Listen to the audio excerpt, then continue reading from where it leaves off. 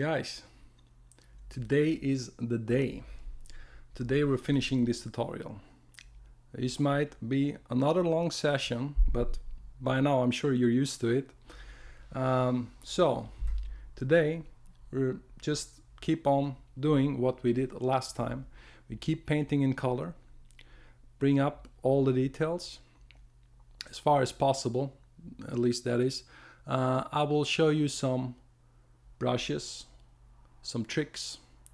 We'll do some blending, some smudging, use different brushes, have different thoughts about the ship design, all of that stuff, and then do post-processing on the image.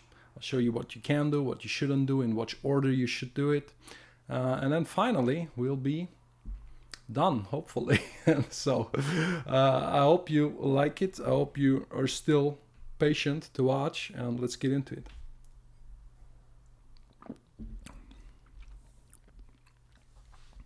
So guys, we're back in Photoshop, and the last time I was painting a lot of the environment here. Zooming quickly. So we went, just a quick reminder, we went from this to this, so we added a whole new layer of detail basically to the entire environment. But then what happened is that before I could get to, of course, the ship and then the background, I was realizing that this was a little bit extensive, so I was not going to be able to power through it all and just finish it in one episode. So which is why we're doing it right now. We're just moving on where we left off. So and now what will happen is I will do a lot more painting like last time, but I will also utilize a lot of different brushes again. So different brushes, something I will probably do another video about how to create a brush and everything. I cannot really explain all the brushes in the instance that I'm using it. It would be impossible and go way too far. So just know I will be using brushes that have different styles to them now, even more than last time.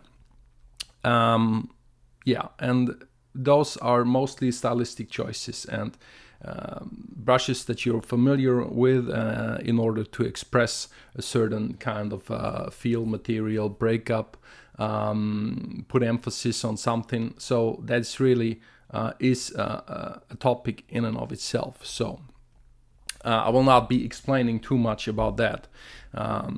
So let's do step one. We brought up the environment to a pretty good level, so we have to do the same with the ship.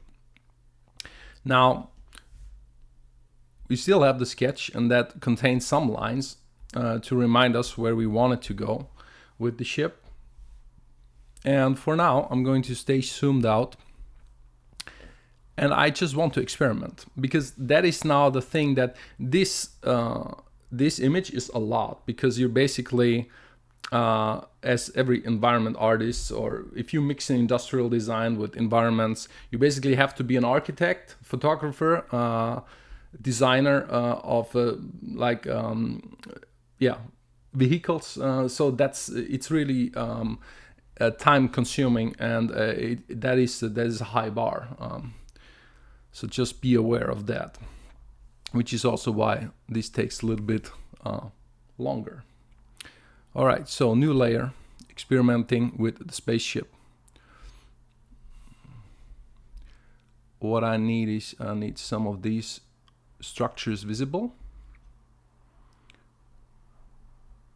And I will apologize in advance if I will sometimes just break up the talking for a few minutes, because this is where it gets more and more tricky, and you need to really concentrate on what you're doing a lot more. So I want to stick to the plans that I put up in the sketch, but you can't have it all. which means that there's certain stuff in the sketch that is not yet expressed, and then there's certain stuff that maybe once there is color and all the connection between materials, it makes no longer as much sense as you thought it would when you did the sketch. That's very normal. So I'm taking just color from the ship, and then I basically rearrange. And just in a minute, I will I think detach myself from that sketch a lot more. I like the bleeding of the blue in here. It's like almost like a passive light pass. I will keep that going. Maybe do it somewhere else too. Brings up the metal feeling.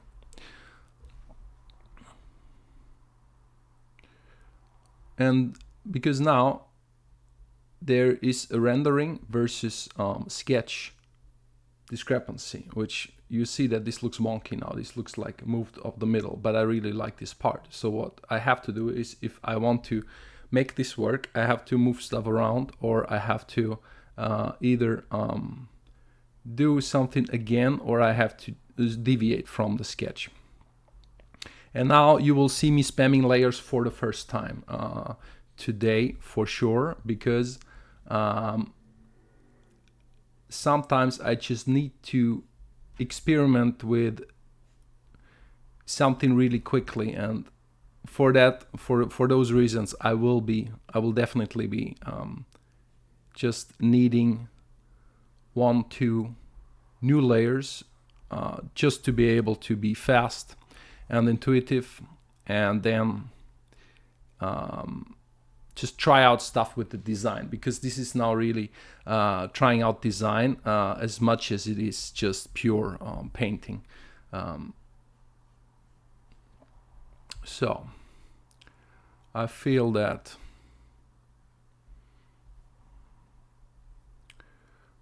we need some bigger stuff to happen.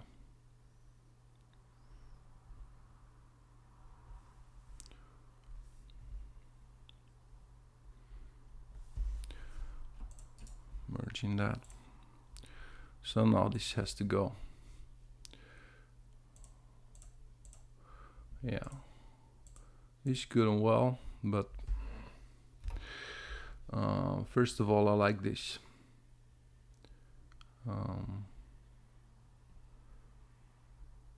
So what happens here is that what is the cockpit? What I think is the cockpit. That is really nice. I'm keeping that.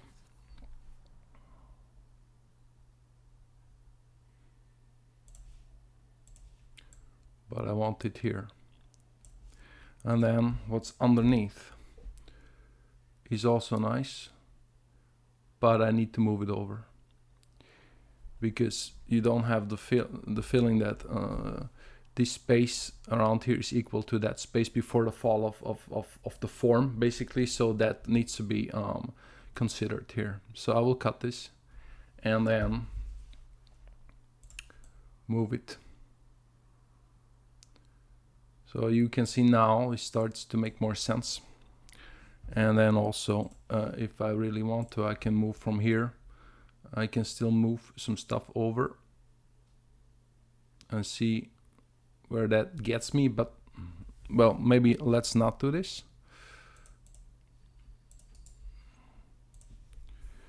Let's just see what happens if I just paint this. Could be good enough, I think.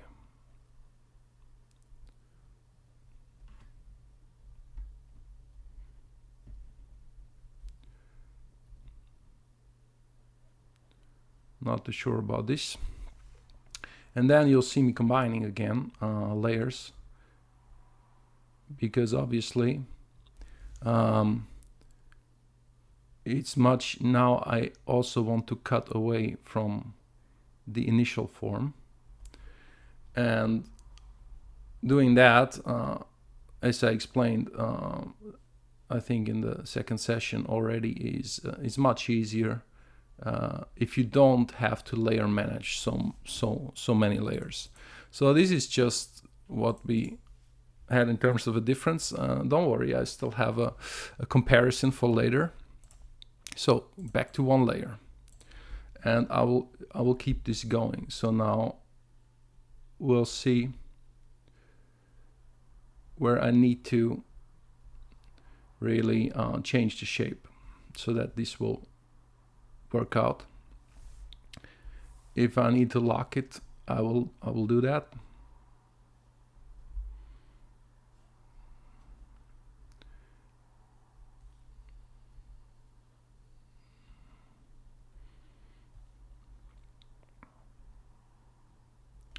And I am a little bit careful here. This is, by the way, what little side note here. If you have a layer locked, you erase the layer, you get white. So that's something you absolutely want to avoid, because that just means it will be pure white, because the layer cannot be erased when it's locked.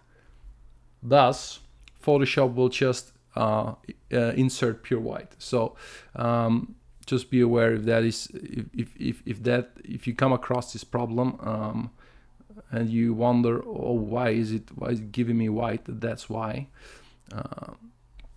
Now going a little bit lighter, because remember, this is a rim light situation, so light is coming from here.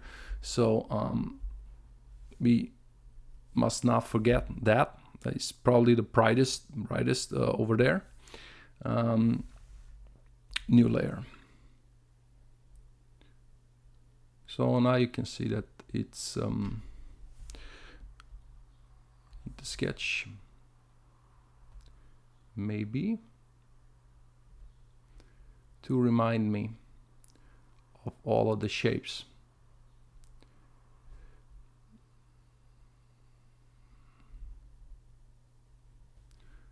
And sometimes I feel like I just take the most obvious color from the environment, which of course it's easy to do, and which is also why everything already needs to be there in the very beginning. And so you can always just take color. Imagine if I still did not have a background, that would be terrible, because then now apart from all the integration that I was talking about in the past few sessions, it's really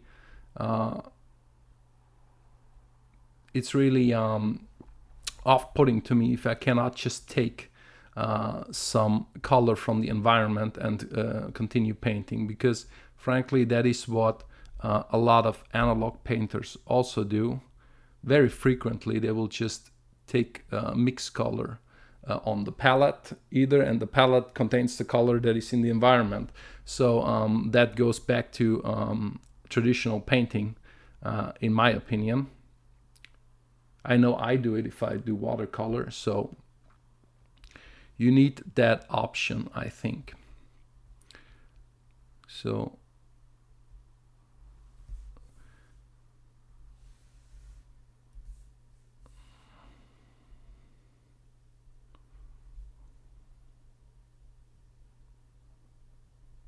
I want to make this softer.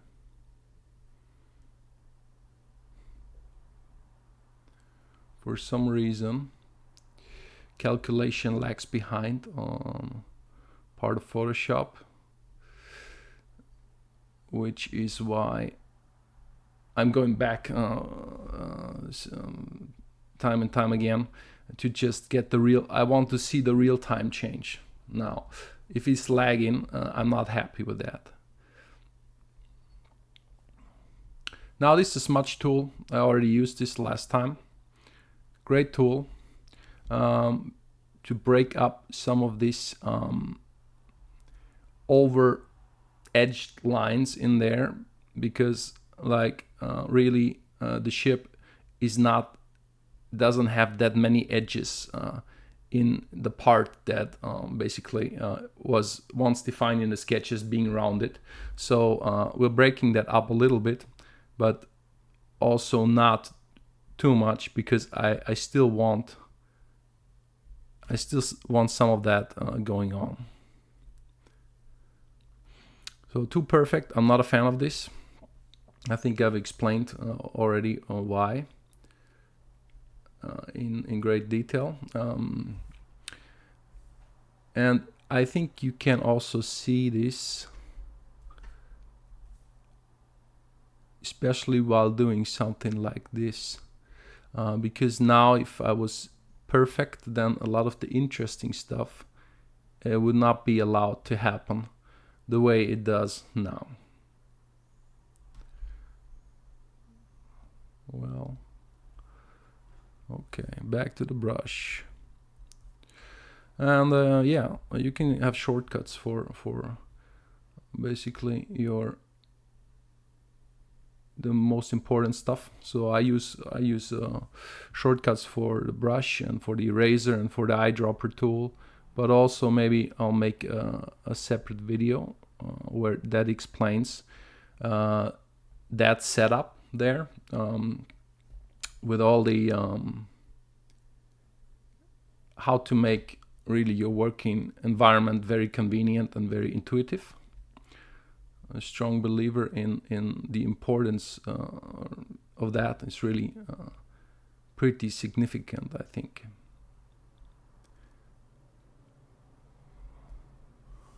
I need more than that.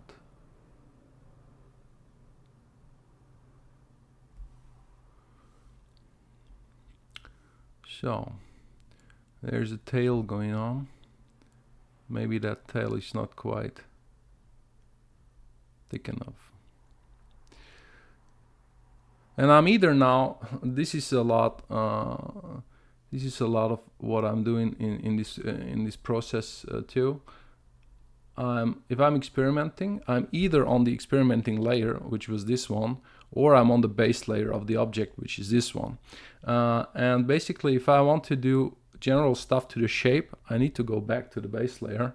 And if I need to do experimenting inside of the shape, then I will go to my separate layer, especially when I'm not sure if what I'm doing is a great idea at the moment.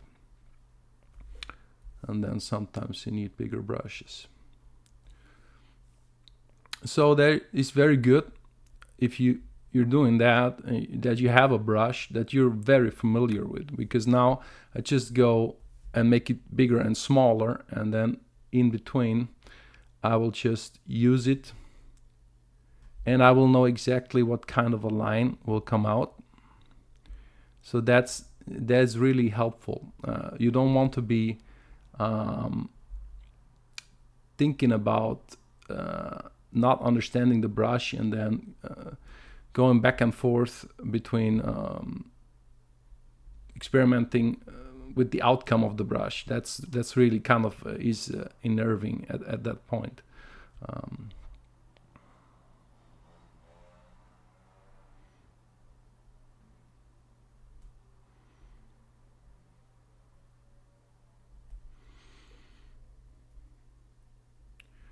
Yeah, sometimes we'll do little experiments like that.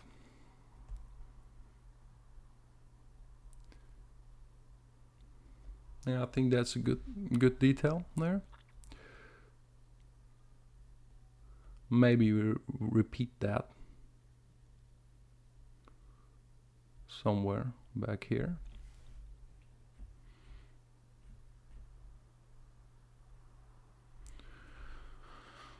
Yeah, giving it some depth, giving it detail gives it scale, of course, because we understand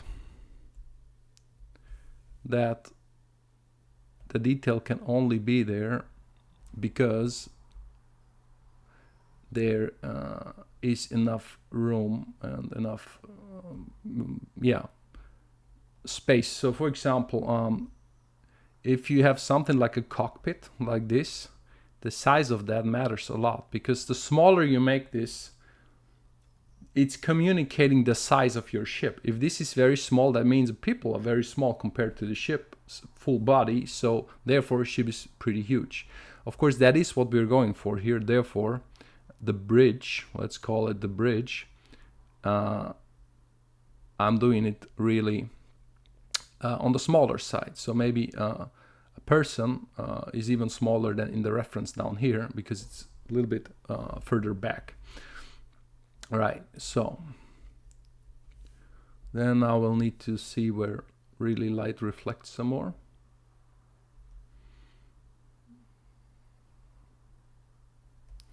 And that is on top, I guess.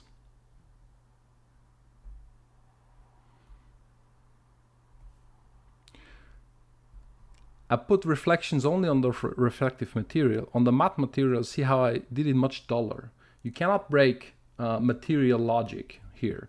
That will take away from the credibility of the entire thing. So just be aware that you need to. That's why I was talking so much about, oh, what material is this, and then what contrast does it need to have, because now I don't have to think about this anymore. I know that's a matte material, and then the rest is a more reflective metal material, and that's it. That's what I'm going for. There is no, I don't need to question that anymore.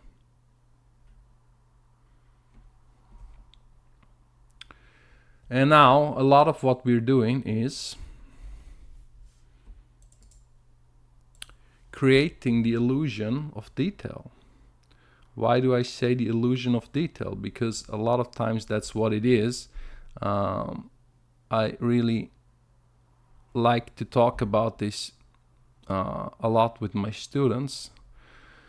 So if you walk up in an exhibition, we have one in Stuttgart in South Germany that is about classical painters, Renaissance painters, all kinds of. So they do a lot of realistic painting, and people think it's awesome. And you walk into the room and there's a 3-meter painting and it looks extremely like hyper realistic almost, and you're like, wow, they were that good back then, right? So you walk up to it expecting all this detail to emerge that you logically cannot see from a distance, only to find out that the closer you get, there is no detail. There is, like, what you thought was detail is little brush strokes, and it is your brain was imagining the detail, right? But it's not really that much detail in there. So that, what I'm getting at is a lot of the modern stuff here, especially in pre-production, in a concept art, has a lot more detail than a classical painting. So, but that is also a trap, because I can zoom in there and put infinite detail, but I will never be done, and that's a big issue. So just be aware that your job is not to provide all the detail that the 3D render provides anyways. So don't worry about detail too much. If there is no overall appeal, it's also, yeah, it doesn't matter if you have detail, because if it's not appealing in its simple, in the simplest shape, then it will also not be appealing once you add tons of detail to it. And this is something that also people understand a little bit too less about, that the detail, it matters less than you think, especially in compository work, like whole scenes and stuff. You need to hint at the detail, but you don't need to provide all the answers down to like the gloves that this guy is wearing or anything like that.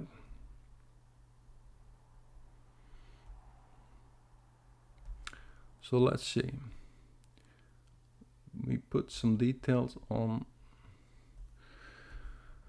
the wings.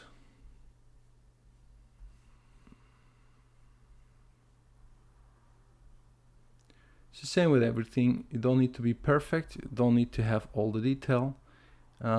But then, on the other hand, you need a basic understanding of things, such as perspective, so that you can eyeball it, don't waste a lot of time on it, and then make a decision, and the decision is 80% right. If you can do that, you're good. You're good to go. If you can't do that, you'll be extremely slow, or something will always hold you back. So when I'm talking about setting up the lighting, It's not to be perfect. It's to not make a big mistake. That's what it is. If you put the shadow a little bit left, a little bit to the right, nobody cares. But if there is a shadow where clearly there shouldn't be a shadow, then that's a problem. All right, moving on with, I kind of like this reflection, but I'm not sure. When in doubt, new layer. Not sure what, how extreme this can get before it. So I wanted to reflect a little bit of stuff here, but I don't want it to be a glass mirror-like reflection or anything. Just color from the environment.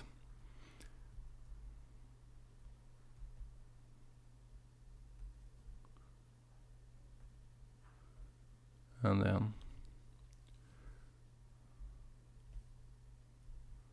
maybe there's that in here.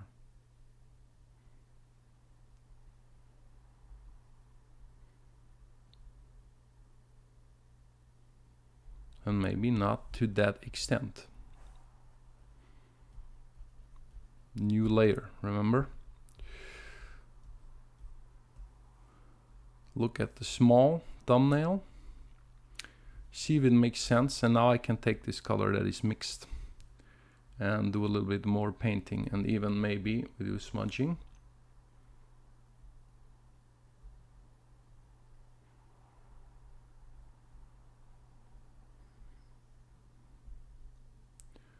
We'll see. See about that. You can always overpaint it if we don't like it. But it's good to have a little bit of a hint. It's some other colors that are going on in the environment.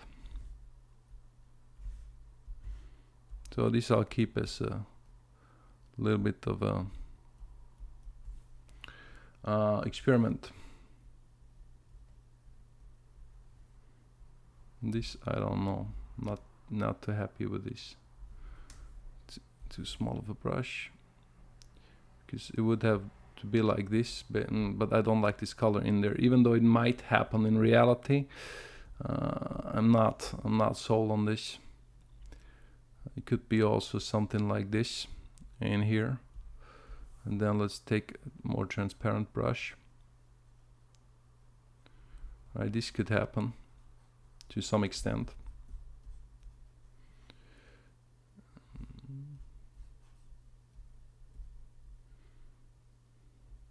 I don't know, maybe not go there entirely. A little bit is good. And if you dull down reflections, all that means is that it's less reflective, just less than you initially were getting at. So that's fine. You'll see if we still like this in a minute. So sometimes you have to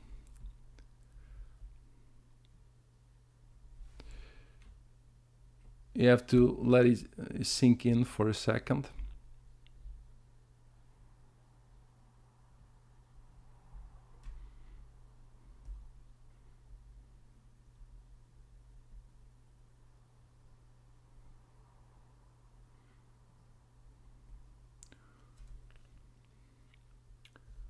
Now,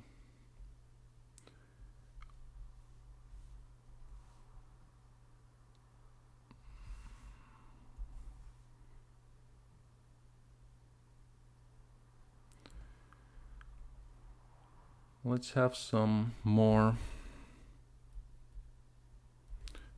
detail, and then I need to remind myself, and also you need to remind yourselves, when it is time to stop with the detail.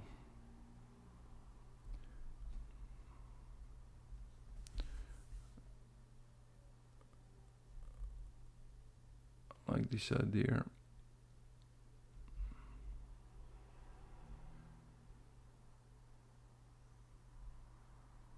Like cannot be too bold of details there, obviously, because everything is rather small.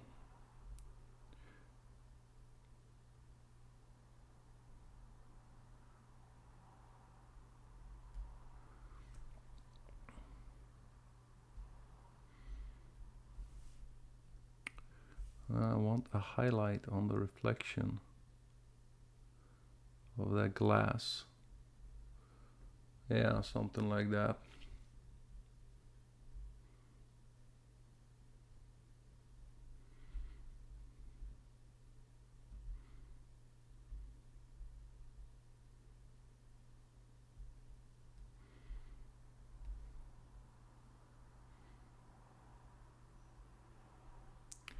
Where there is something interesting, it's sometimes good to put a little bit more detail, and then where there's more of like the body composition of the ship, don't need as much detail.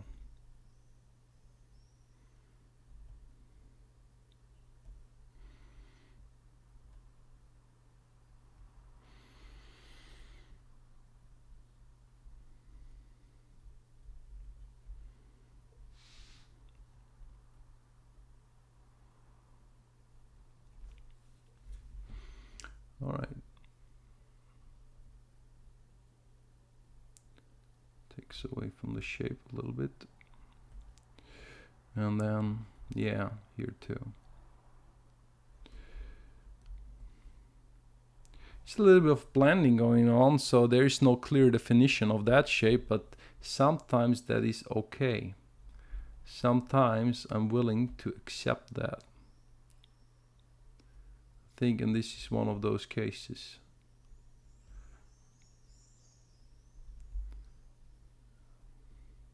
Big fan of roughness, intertwined by detail. That is something that is hard to do. It's more of a, you need to really practice your style for that, but if it works, it really works well. And it's something I admire in a lot of the artists that I think are great.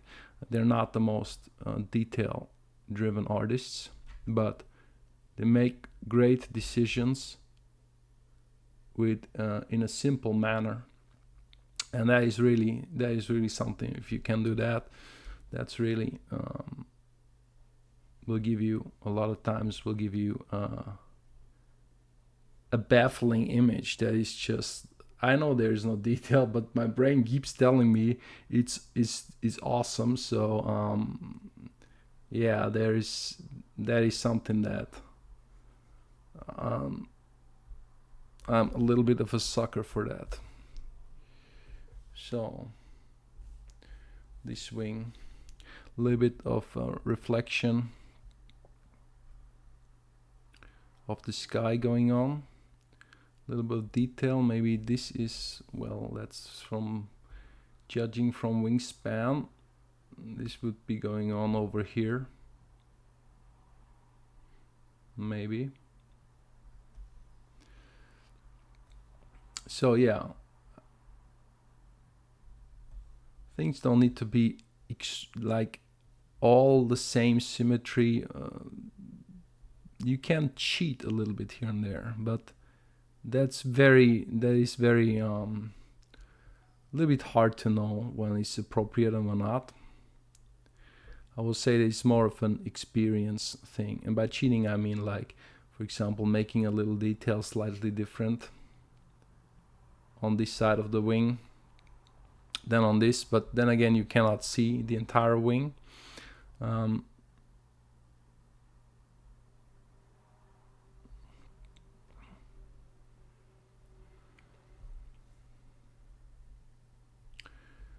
Trying not to destroy some of the magic there. I still like this. Did I get used to this? Not really. Not really, I didn't. So now you see me looking at this reflection again. I still don't like it that much. We're done.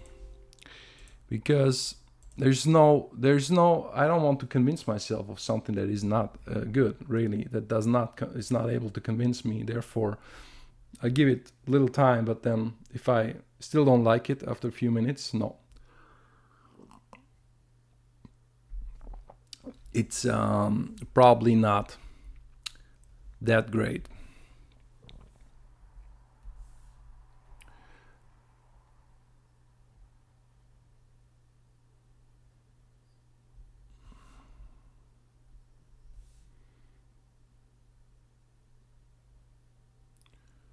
I need some whiteness there, some reflection.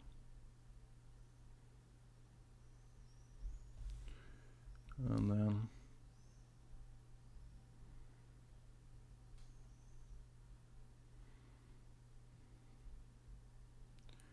see if we can dissolve this into the shape in a pleasing fashion.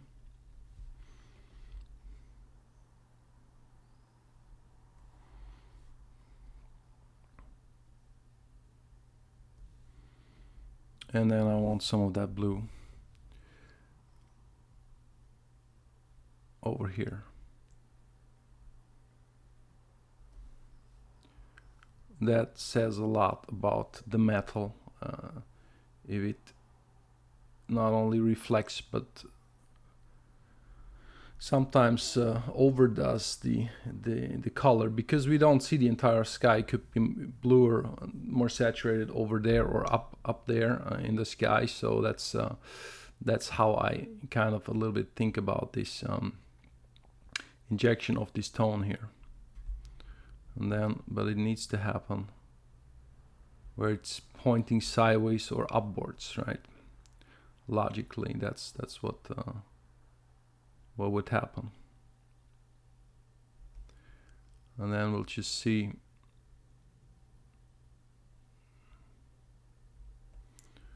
we're putting it in there.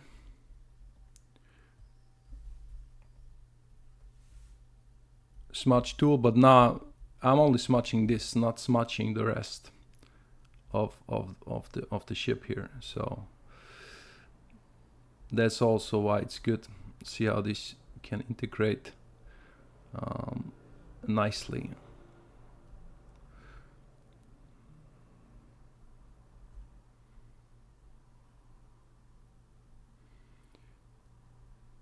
If you use smudge tool or something else, that's up to you. You can use a soft round and just paint soft and then erase against it. That's all fine. That's all up to you.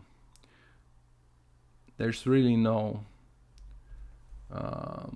wrong or right. It's more of a stylistic choice, but the idea, it remains the same idea.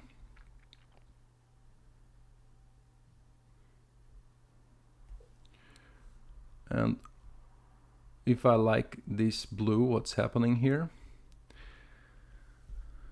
that means I'm seeing how much of it I can do before it gets old. But now this is reflecting up the sky, right? Everywhere that is happening, so that kind of makes sense.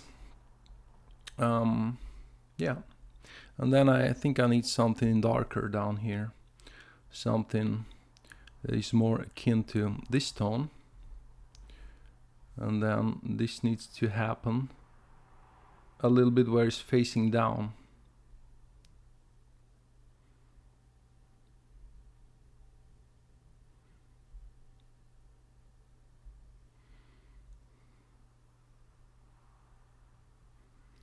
And then somewhere here the shape breaks, like, you know, shape bends.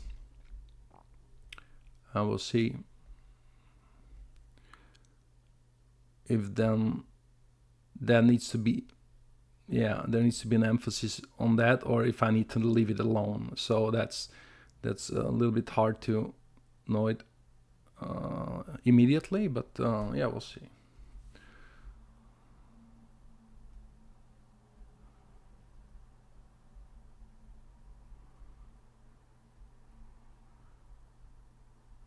Purpose here is just to break the harshness of the stroke. because I want some lines, but here where this is probably bending material or has a curvature to it, I don't want it to be the same everywhere.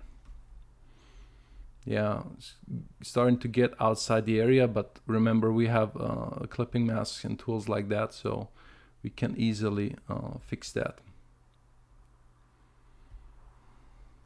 And also we can erase where this feels like it's too clunked up, maybe it's too dark. See, now this I can erase against it, and then see where I keep that tone. Not everything needs to be hyper detailed, remember that.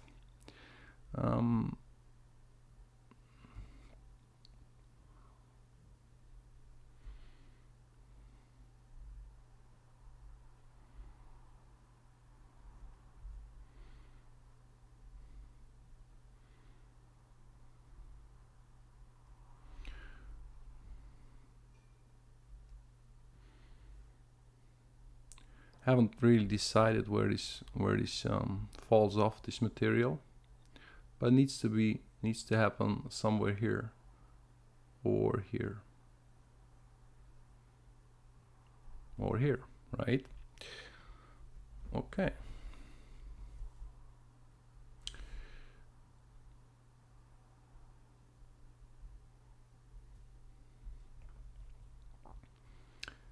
It's complicated shapes, those spaceships, because it's imaginary. I didn't look this up anywhere. I just made it up, and making up stuff is not so easy as you probably know. So then you sometimes get confused, or you confuse yourself as to you made the right choice, and yeah, that can take up a lot of your time. I can draw that ship for hours on end and it will still not be perfect.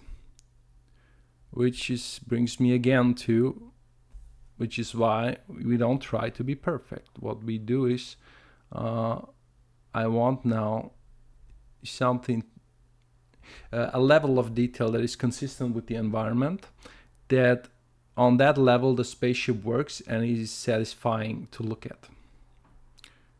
So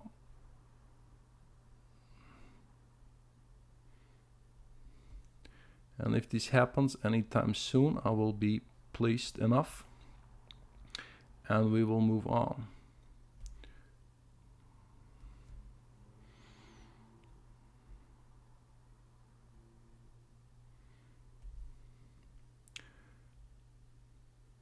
I kind of like the fading out of the detail back there. Not everything needs to be addressed. Maybe let's give this an antenna.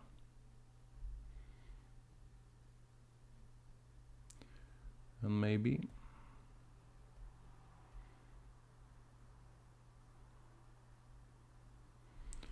give it a little bit more structure in the back there. The illusion of it having an end or an engine.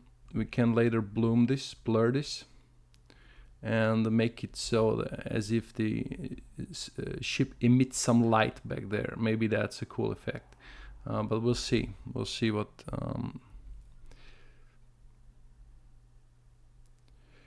We'll see about that in a second. So I like the middle part. That's good. That's fine. All of that is pretty much okay. That is too much.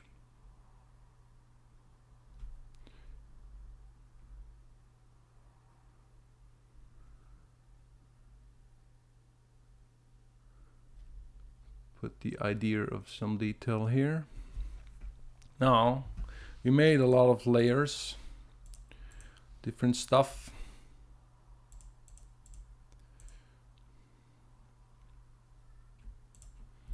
Time to do this again, right? And then of course we must not forget that there's a little spaceship down here. So now we will have probably an easier time because this is an adaptation of the bigger ship. So what will happen is I will put something down here that is similar, and also tonally I'm going to take from this. I'm going to have a representation.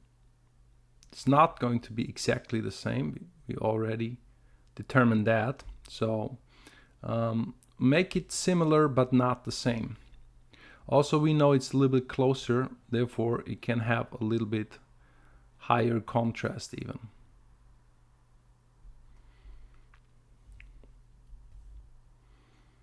Let's see, maybe it has this going on, this design as well. With the wing, we would take this. And then of course this has a fin, which the other one, it does not have it that much. Then we want the matte material over here.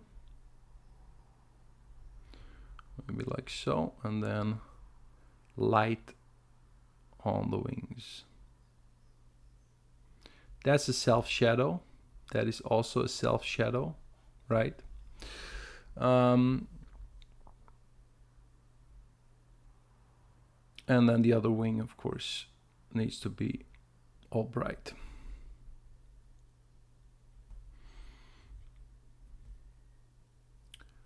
And then what we do is a little bit of that, breaking up the shape a little bit. And then this has something that is unique, and that is maybe an opening of some sort, because they're maybe about to have an interaction right there. We don't know that yet, but it certainly could be the case, and it's kind of hinting at this possibility. Let's see, maybe there's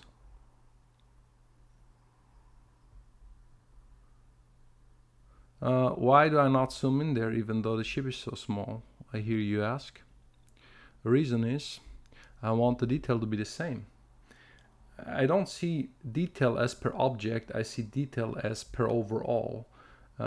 That's how you should view it.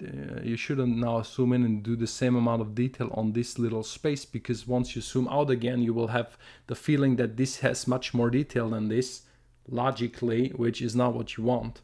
You want this just to be, this is one painting and it should have overall roughly the same detail.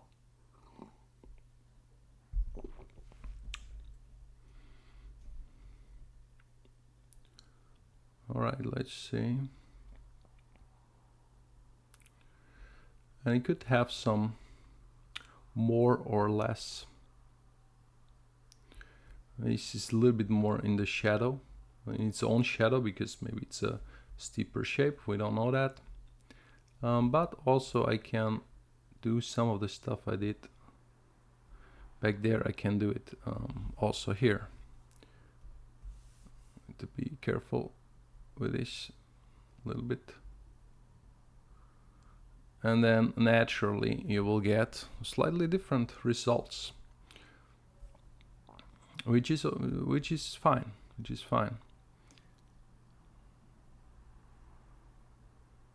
Not everything needs to be the same, look the same.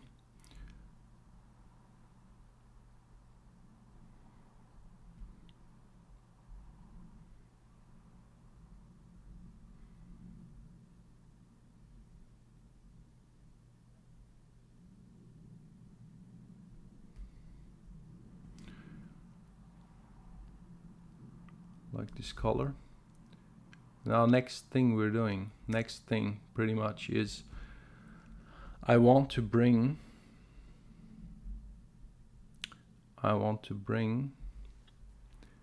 artificial lighting to those ships, because that again will change something about how you perceive the shapes and where there is some emphasis. You could have done it even earlier. I just chose to first have some details to base it on, because now I need to see, oh, where is the light? Is the light located here or here or here? And this needs to make a little bit of sense with the surrounding and the rest of the ship, how it's rendered. So putting this all too soon, I think it's maybe not the best choice. Need to tone this down a little bit here.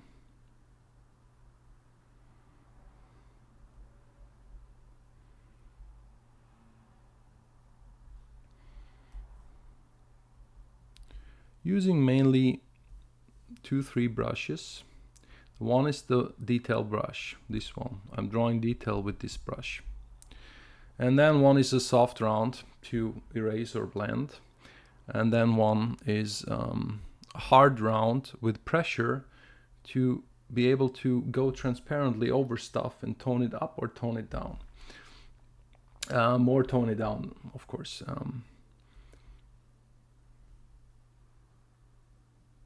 And yeah, that would be something like this. Have a highlight. All right, so this is not a good idea. Maybe this needs some more explanation. It's a little bit too big of a brush. Maybe this even like this. Eventually we need some even smaller details, right? Actually, I don't like this. This looks a little bit too retro.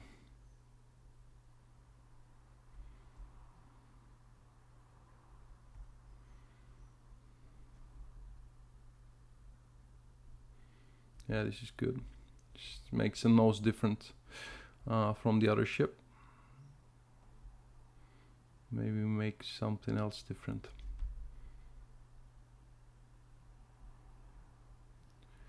Having iterations in the same image of the same kind of structure, it's really can give you a neat effect. Not trying to be sexist or anything, but there's something that you might have heard of, which they call on the internet of old the cheerleader effect. And not going to elaborate on that, whether you agree with that or not, but it's a little bit of what you get here. You get more of the same, you can iterate, and the detail, it makes the group make the individual kind of seem better. That's right. That's because the brain carries over details sometime and explains something over here that maybe needs to be explained on another structure. So that's possible for that to happen.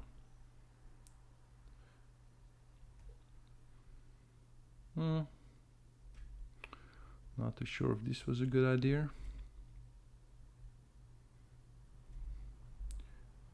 So a lot of little strokes on this fellow here,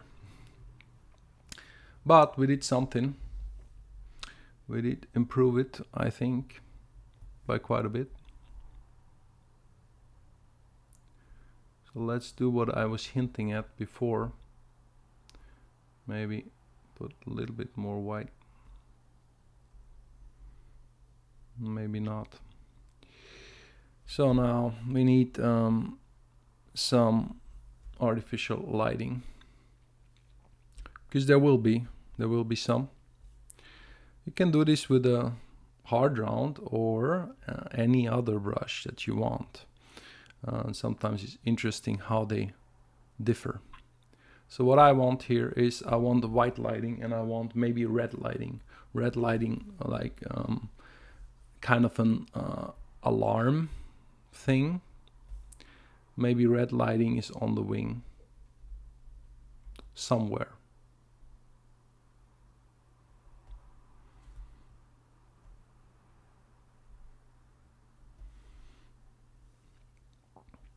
So this in itself, it's very bright. So how do you put lighting where it's very bright? The answer is you mostly don't. I just put it here to see what happens.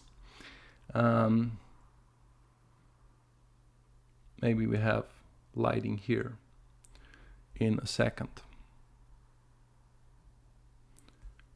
And maybe then this will be resembled here in some way. And we could even have it down here, but you need to be careful because I don't want to evenly spread lights across the structure. That's not a good look. You want to emphasize, want to put it in a place where it basically has a kind of a narrative almost to it. So then I want white lighting, because that will be just something like front light. That could be either here. It's getting a little bit too big. Maybe it's here. I'm just looking for the perfect position. Yeah, something like that. And then there could be light in here. There's also stuff like engine light. But I'm looking not to put too much. So over here maybe there is just something like this.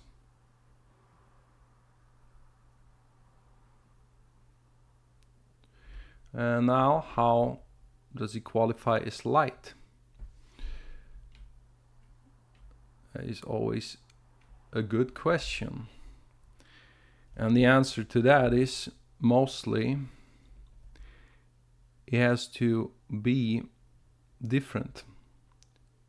Contrast-wise, it does not adhere to any rules of the environment, which then will make your brain go, ah, this is like not subject to rule, but more like doing its own thing and making a new rule, which is just illuminating stuff is like being a light source. That's what that is most of the time. So now we did a really flat lighting. And what you will need inside of any colored lighting is a little bit of white lighting, because it gets too bright, it all comes down to or adds up to white basically. What I'm doing here is I'm cutting this because I want to drive this point home, because usually what we do is the light color, and then over the light color you can do something like a spot inside the color, which is where the glow emits from. To be careful here, not to make too big of a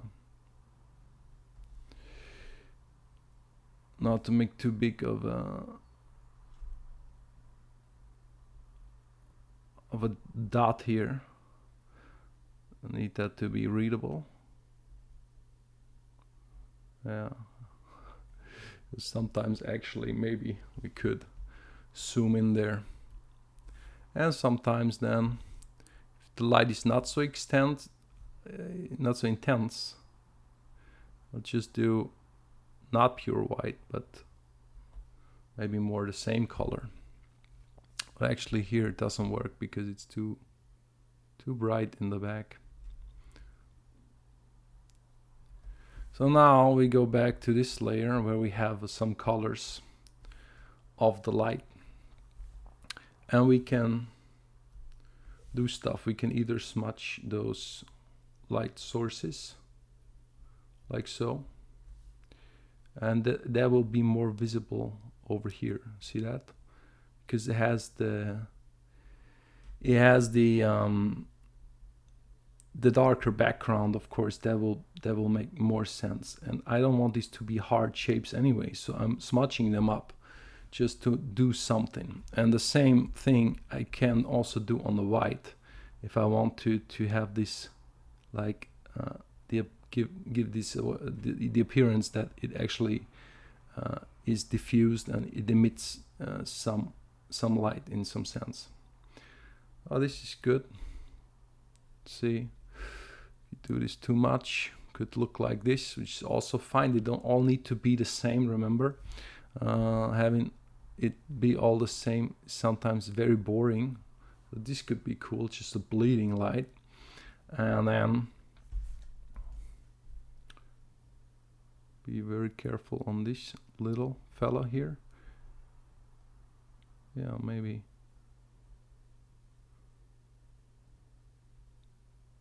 That is much, but it looks good. That will sometimes happen.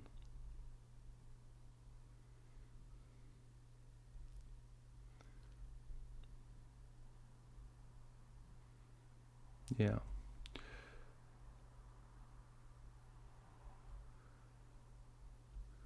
And some places you want it to be very explicit.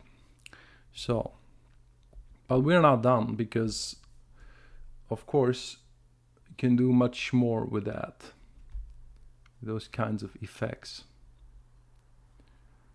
So next up is where it's dark, there will be maybe a glow going on.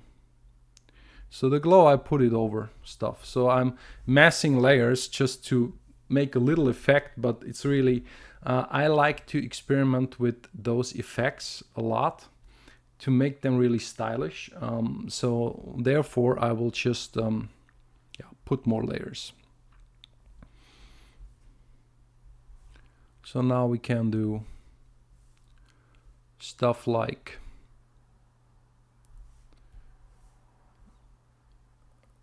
having like white transparencies illuminating the rest of what's in here, maybe.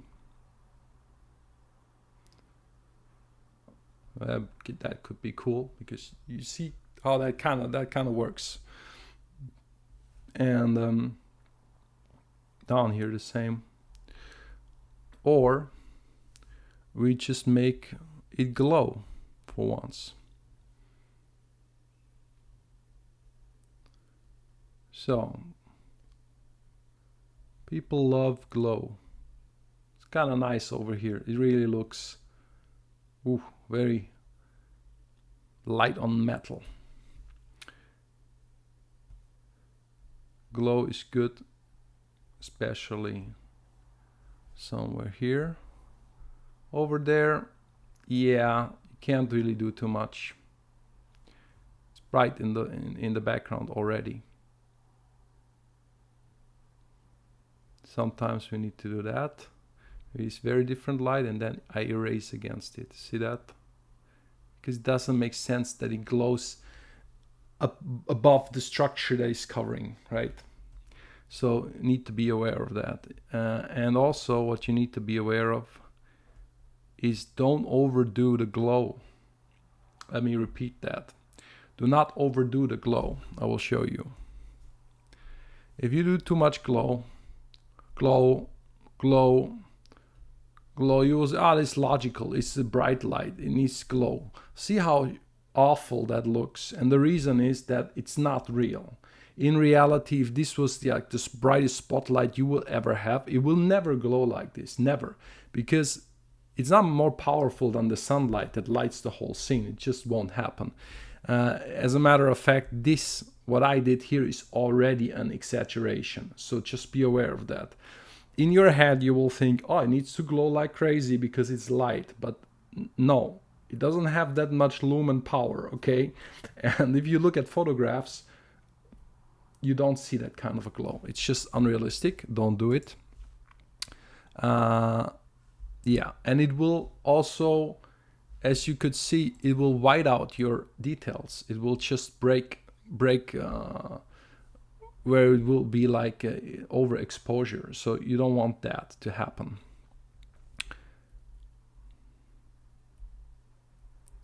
Now we can stay on the same layer, which is this layer, and I paint some more of illuminated detail.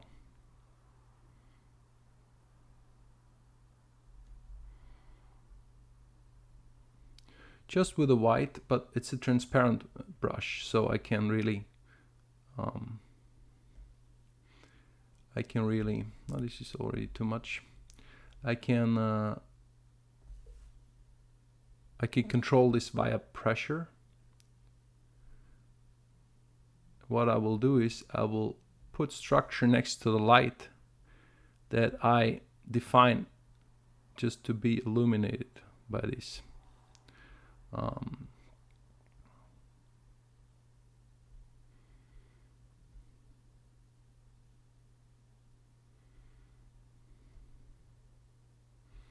Maybe just very passively illuminated. And that will create some depth and some lighting for you.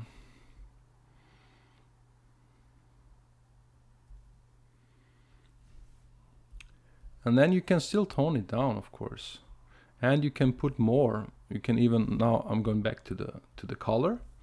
Forgot what color we had. We had something like this. And I can do some color glow if I want to, some color effects. So for example, with this, I'm drawing behind it now. So I could do something that is even more fancy, adding that kind of a. Now this is stylistic choices. This is not because it's real. This is not because it's very real. This is because I wanted to do something exciting, right? And I will not do this the same on all of them, because that's too much. It's too much. It's very easy to overdo lighting. So what I really want you to understand. And then of course, what will happen is it will happen here. Because the light is something that it will definitely reflect a lot.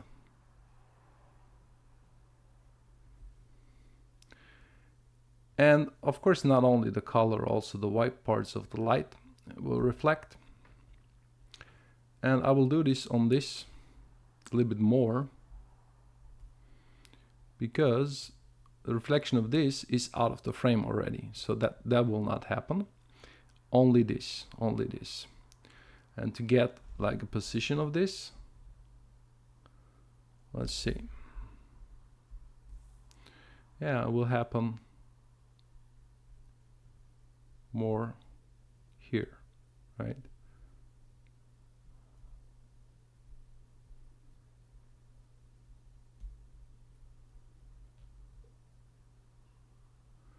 And oftentimes this will be a really,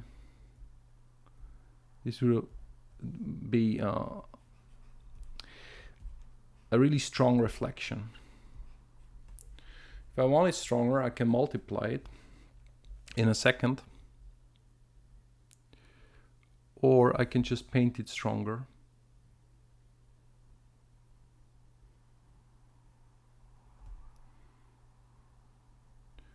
Which, yeah, you have to figure that out for yourself. But what I'm doing here is I'm making those reflections a little bit more chaotic, because remember, those waves are not the same everywhere. Those little ripples in the water is not everywhere it's the same.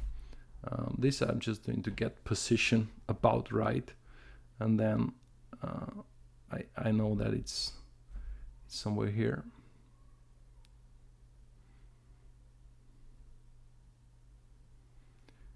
And that continues to sell the reflection of the entire thing. And this, I can of course draw this separately as a reflection layer, but for me, might as well pair it with the light source. It really doesn't matter that much. And I want to just try out a little bit more if this is reflecting over here. So nothing against that. You can pair that with any layer that you want.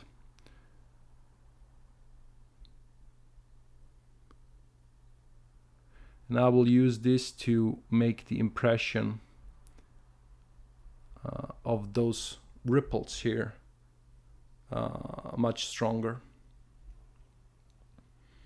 Give it some depth, give it some three-dimensionality in front. And also this acts like an arrow towards the scene, which is also kind of funny. Nonetheless, not overdoing this. Everything cannot be the most important and the most strong impact on the environment. We need to maybe later turn it up, turn it down. Yeah, we'll see about that. But that's an approximation of what I want with that. All right, so ship has some lights on. And then once we're satisfied with that whole process, I will, maybe to your great shock, also combine this, because I will not, if I'm not happy about this, I will redo it. You can always change stuff that is go back to 2 layers and change stuff that way. It's not the best idea. This just caught my eye for being wonky. A little bit darker there. We're on the ship layer again, back on here, so we can still introduce little shapes like that. But at one point we need to call it and say, okay, this is kind of enough for now. And then we move on in a second, because I have to practice what I preach, which is you develop the whole thing. You don't just focus too long on one thing and then not do anything on the rest. So we have to kind of respect that. Quickly see where we came from. Ship was like that, now it's like that. I think that is fine. That is, yeah, I'm happy with that. So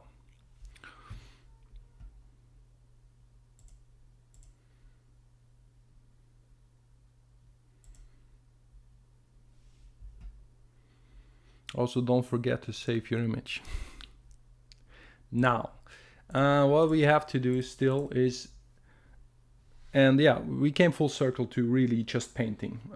So none of the setup of like the layer, we're not doing, I said this in the beginning, maybe it was not super credible because I was selecting stuff with a lasso and painting it, but as I said, first that is also considered painting, and then secondly it gets from rough and from organizing it and then more and more towards really painting it, right? And that's where we're at now. Like this session so far, you only saw me do brushwork. There's hardly any other stuff. You know, of course, I will go back to lasso in a second also, because I need some hard shapes over here for the rocks. And then we need to paint a little bit more of the water, and we need to paint a little bit more of the mountain. And then we're ready for post-processing, some blending, and then we'll call it a piece. Is that something you say? I'm not sure. Let me know. We call it a day. We call it, yeah, we basically stop working on it and end the tutorial. But there's still, I think there's still some stuff to do, as long as you know what can be done. I advise you to go ahead and do it. I just saw some stuff that caught my eye, and when I do, I have to go in there and do it immediately, because I will maybe forget later. So also this is actually a good point, because this is the now the stage where also I will not stay on object or on layer for a very long time. I might now just start jumping around a lot, from the ship to the environment to the mountain to the sky and to the water. And that's because as it all comes together, I'm starting to get a clearer and clearer vision of this, and my mind will start racing out, and I will be like, okay, I need to do this on the back right now. And then that sky is too clean looking, it needs to break up a little bit, it needs to be a little bit more interesting. And then more and more of that will happen, and then I see the detail for a ship, it will pop into my head, and I have to immediately do it, and then see if that's a good idea, and then move on, do something else. So it will get more erratic, guys. I'm sorry for that, but that's just the real. Like, this whole thing is really a simulation of what people would do and what I would do with the cameras off. So of course, if you cancel out all the talking, we didn't actually do all the hours of painting, because most of the time on here I'm talking and not painting. So if the tutorial is 8 hours long, I will max paint half that time, and the other time is talking. And then you can subtract another hour. That is like I cannot focus that hardly on it. So all right, but let's continue. I want more stuff on the mountain. It's very important, doing a clipping mask. And then I really need maybe some trees and then some structure. That would be a good idea. So let's see. Need a brush that gives some sort of structure here. We'll spam that as if it was just a thumbnail. Video on thumbnailing coming up, by the way.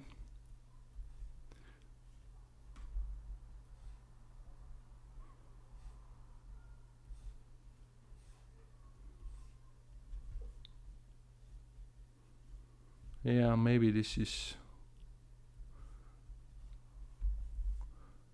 I need a tone here. That is not, take it from the environment, but then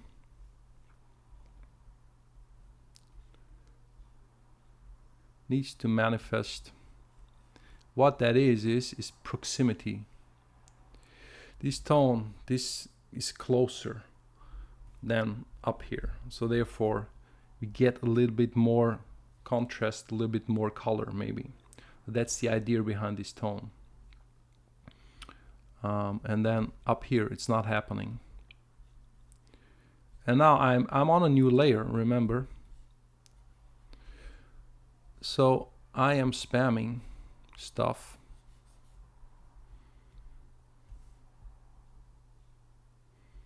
Don't be afraid to spam. Like, it's just a new layer. So no need to worry.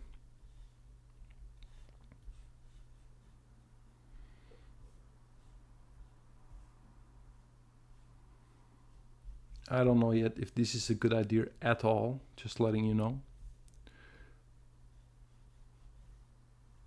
This is definitely not a good idea.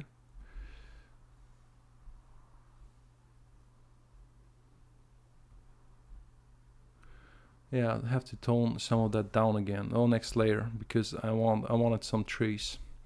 And now let's see if I can. I want some of these kind of trees, if you know what I mean, because they happen sometimes. You'll find them on a mountain like this, and also in an environment. Maybe you can call this a certain climate area.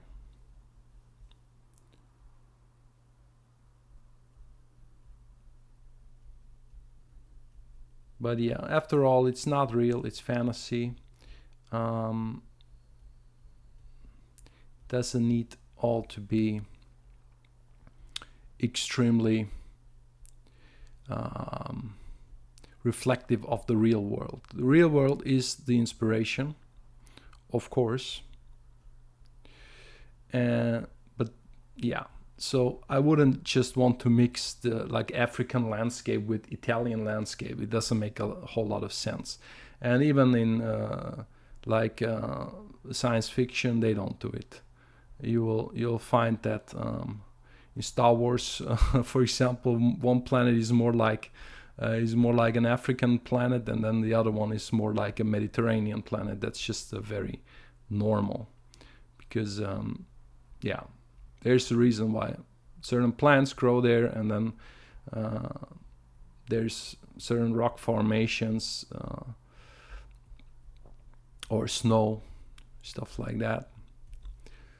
Right, so maybe back here it's just this, and then maybe it's like so. So it's just a shot in the dark. I don't know what this will look like in a second. I have no clue. Well, that's a lie. I have an idea. I have a hope.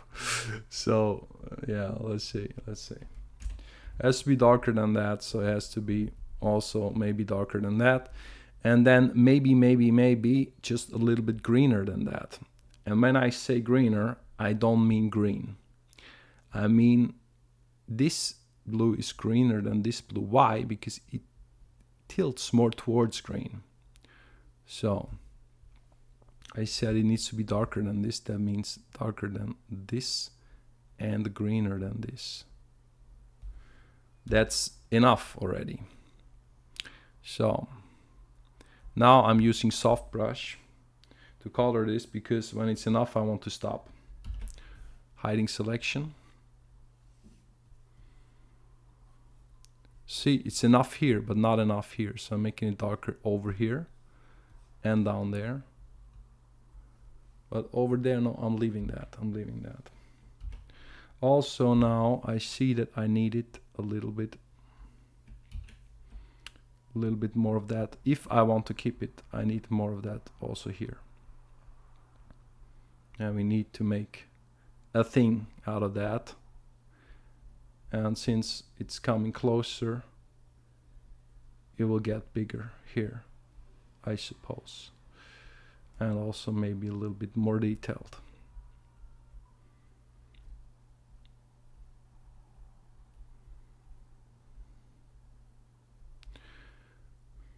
See, bring this.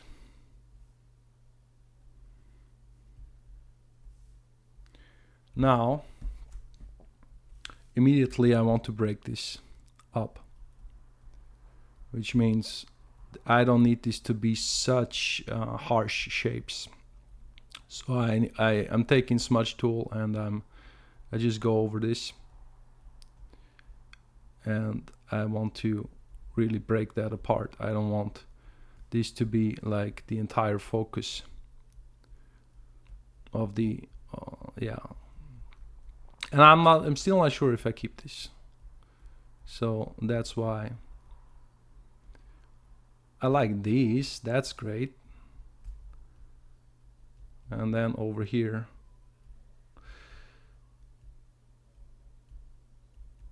they can be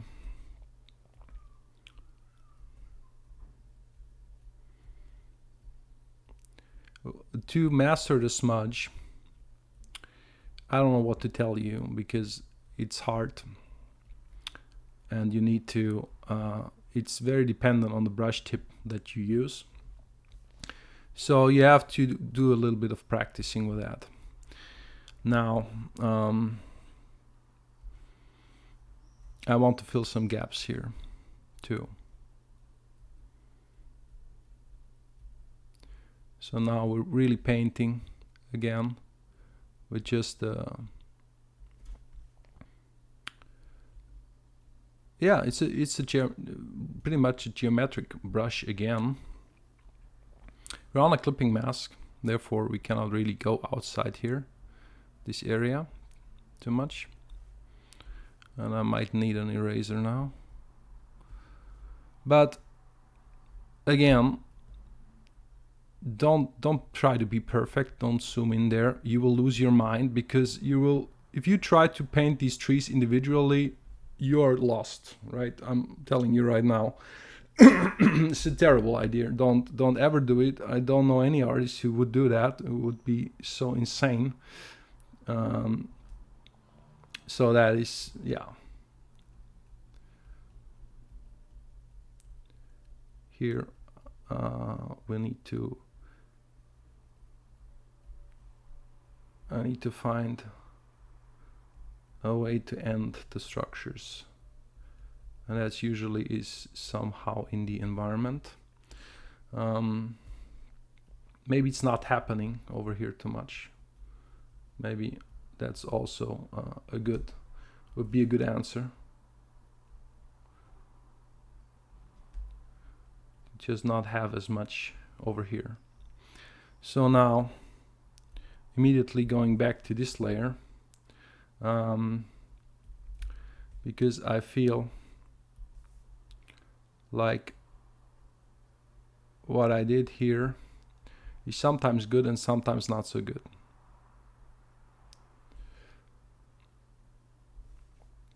So this, for example, yeah, not that great.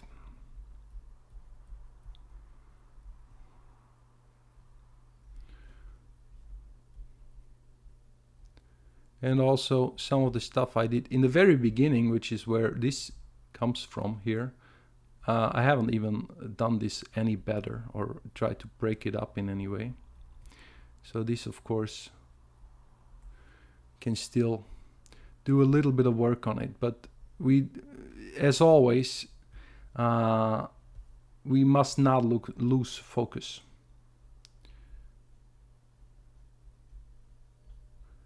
Might be more or less contrast here.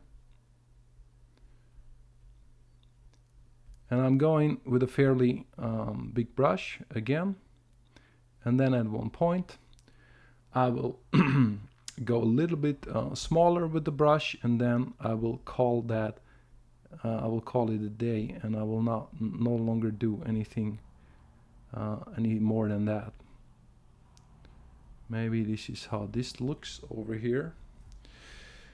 It's now a resemblance that I did, which is, yeah, this resembles this too much. It's not good. I'm not into that too much. And in a second I will show you that you can still tune all of this down again, of course.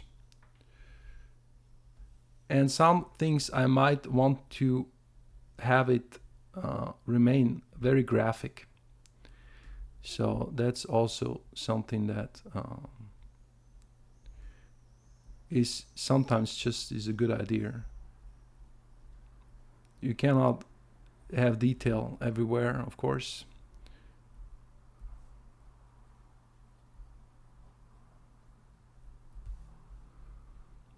So this, I don't like this tone. I thought I would, but I don't. This tone has to go.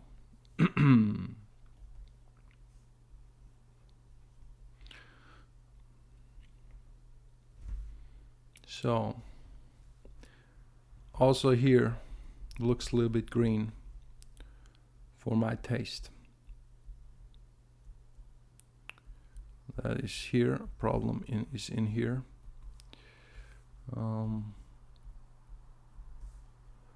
Maybe we do this bluer again. and darker. Yeah, I like that better. Too much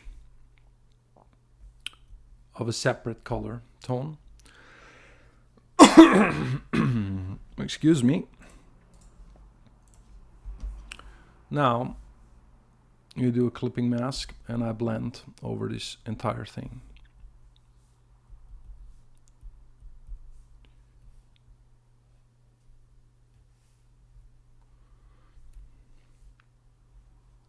The same I can do with the white, of course. But there, you see, you have to be careful, more careful with that.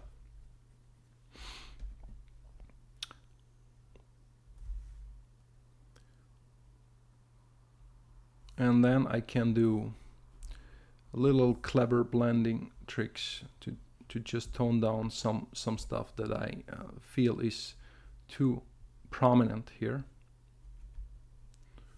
Yeah. Well, that's good. And then this can be darker. Right. Something like that.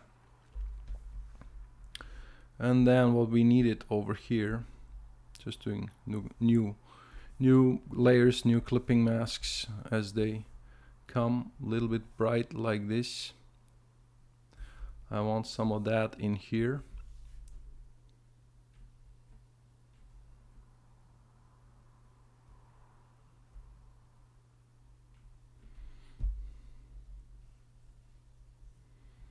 Maybe not as strong. Yeah. Break this up a little bit, not to be so harsh. And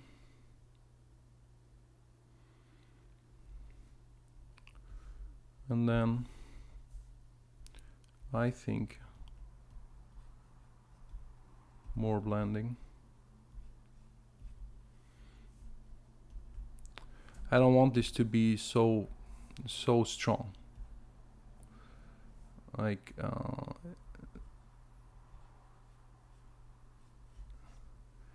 attract too much attention. But it's getting there. It is getting there.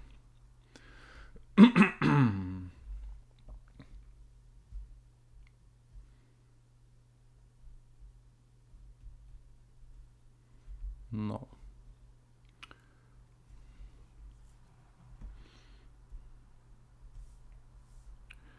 Now we get the feeling that tones combine.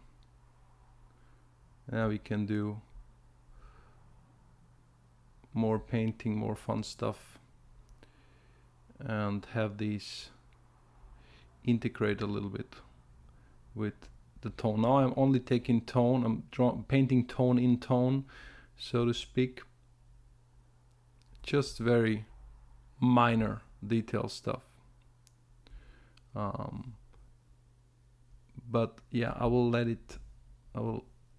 avoid it where I really don't want it.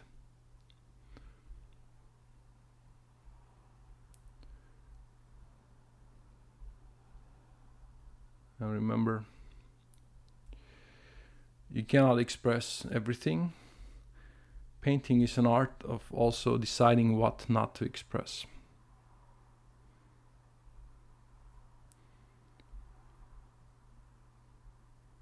If there's too much there,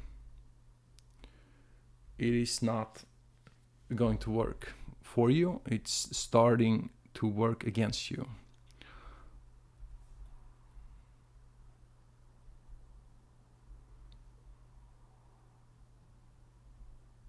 All right, so that's enough.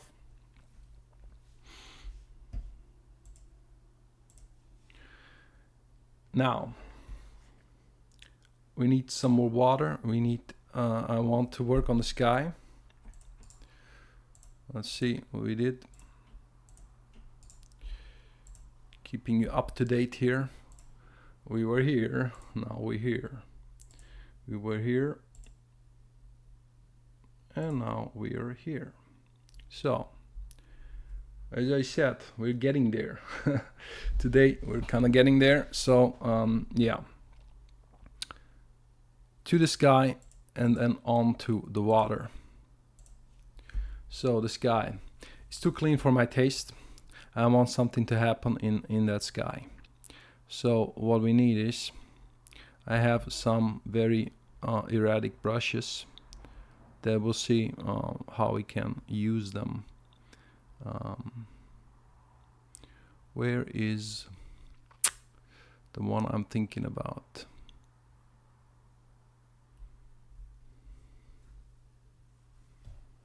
No, this is not good.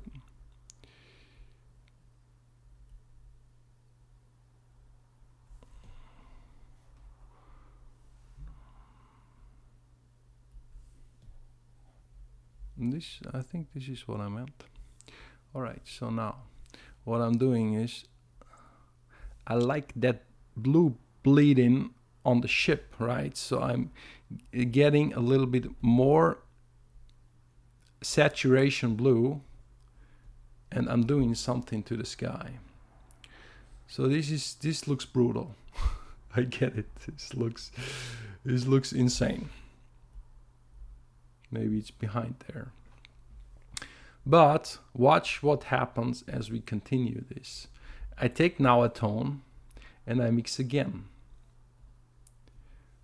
Tone, and I take other tones from the sky and I mix again.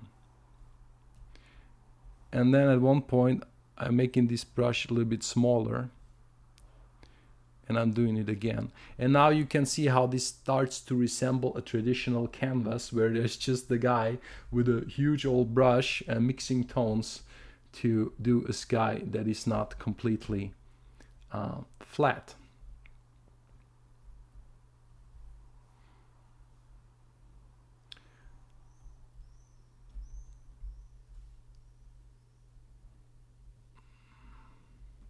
I have to be careful here because I like what's happening here and I don't want to destroy that. Also like what's happening here with it's kind of, yeah, hugging the shape of the ship. That's good.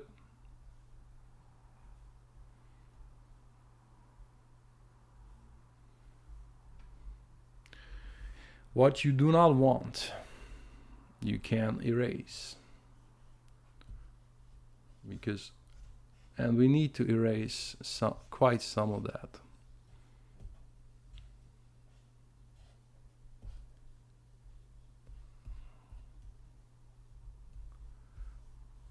However, it does do something somewhere that is pretty good.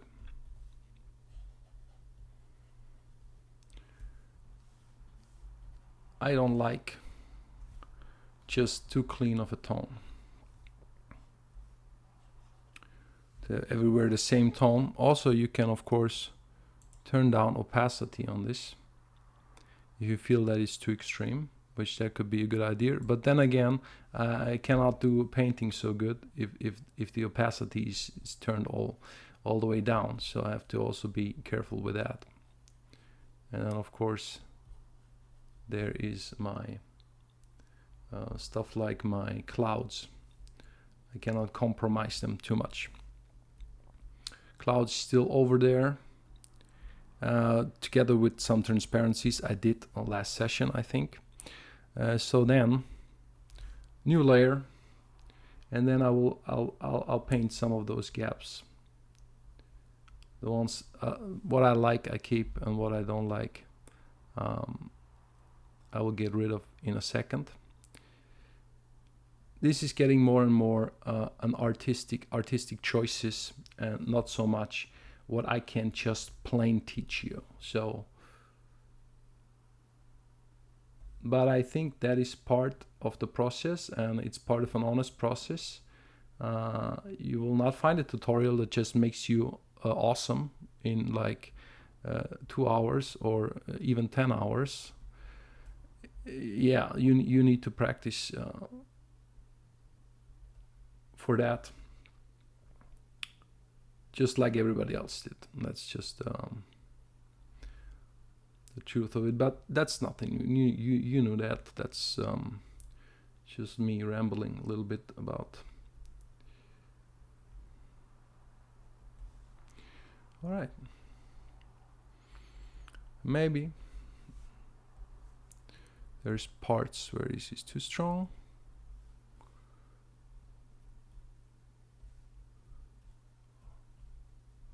But I don't want to destroy the good thing that this introduced. Blend over it a little bit more. This little much here.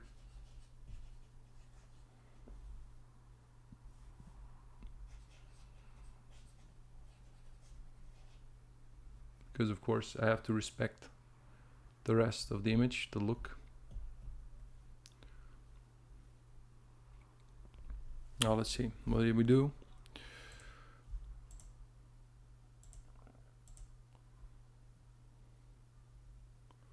Well, I have to compare like this.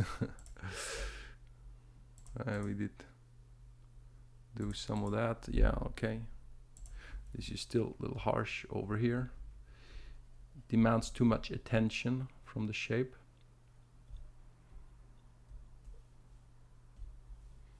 All right. So that's fine, I guess.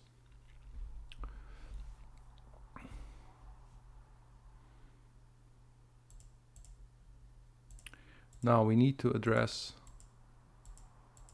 the water here quickly. And that I will now also do it on a new layer. For some reason I already created a new layer here. And then now I will really go and connect water to reflections where this is still too bright. Stuff like that. Yeah, it needs to come up a little bit. So zoom in a little bit. And I take tones from here, and then we will group some of these tones and make reflections a lot stronger, a lot more apparent. That tree.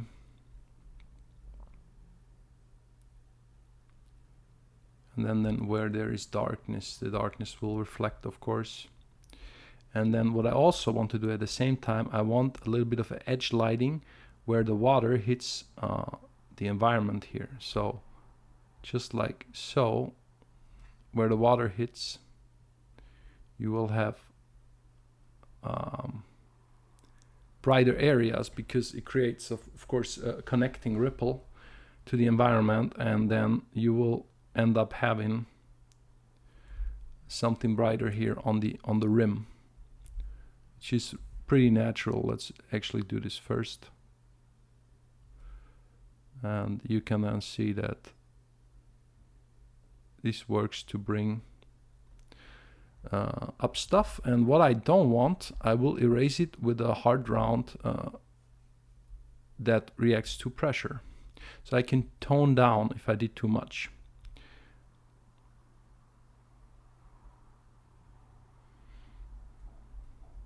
Okay, let's stick to doing this. And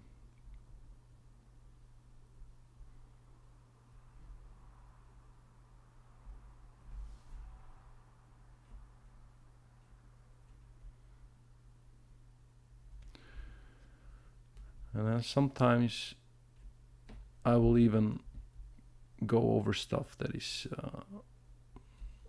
just a legacy of yeah, sloppy drawing, you could say,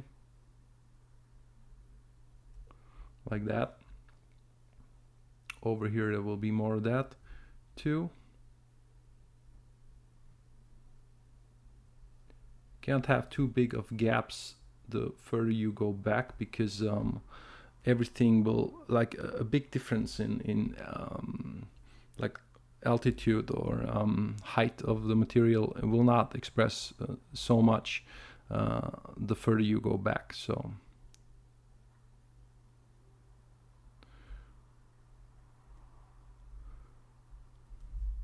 And then once we have, like over here, it's almost not necessary to do it because we kind of, everything's still too bright. Also, I get an awkward hand position with the microphone that you cannot see. So yeah, that's right, like this. That is the contact, remember. It's too much.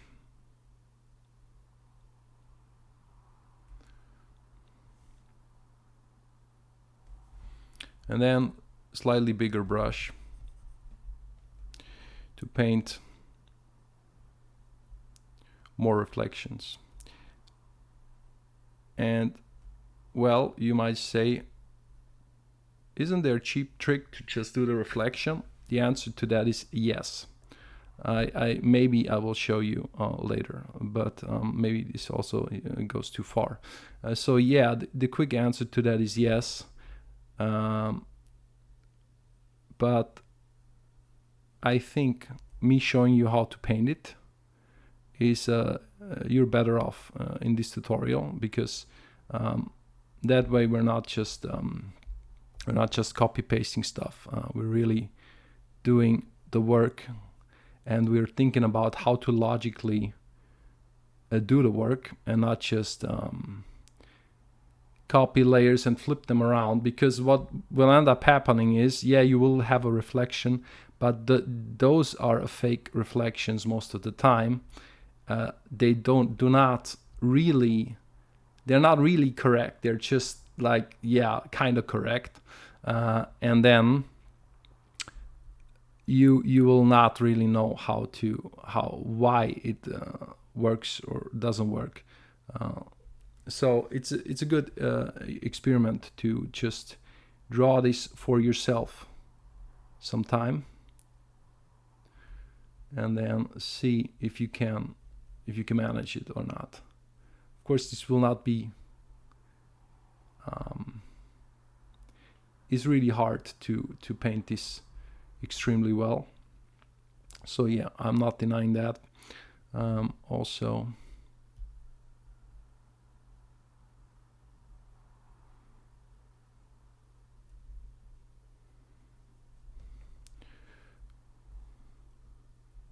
need bigger shapes.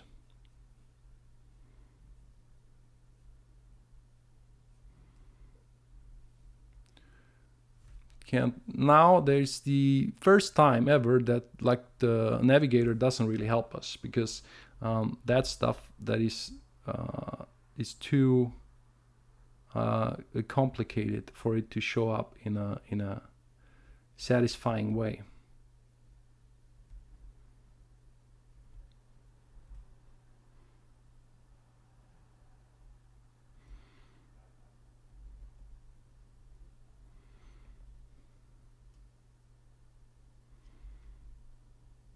And you don't have to be always perfect about this.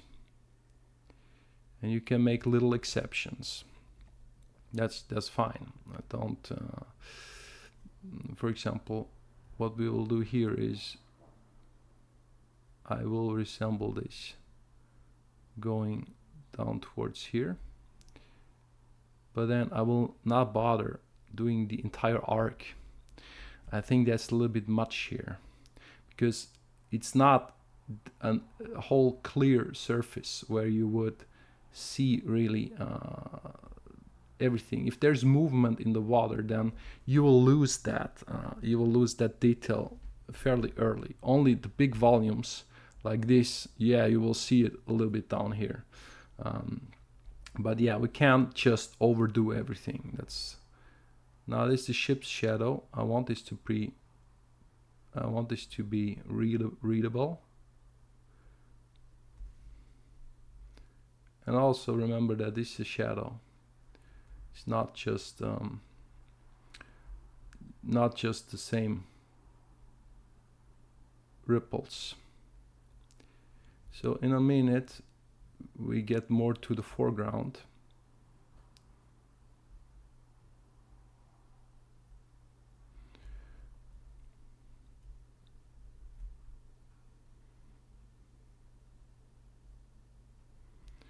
we'll see that. It's good in the foreground to make these shapes a little bit stronger in terms of just how they, like, you see that here they're more rounded.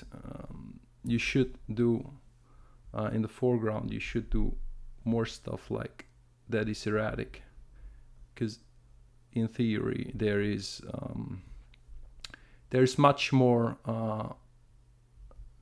of a ripple effect going on in the foreground than there is in the back, because it's just a larger scale. I mean, that's completely logical. I don't really need to, just a little reminder there. I don't know if that will work. Maybe that is too much. I don't want the main color to be dark. I just want there to be something. And then, like, we tone it down towards the back. And towards each other, we still have the smudge tool for later. So it can happen something there with the smudge tool as well. But it's good here to have some contrast going on. Not too much, because there's not an extremely dark ripple just everywhere. So we need to take it easy a little bit with that. Let's see what we have here. We need to account for this. I already kind of did this here. Let's do it a little bit more. And then remember where this hits. It hits here, so that's fine.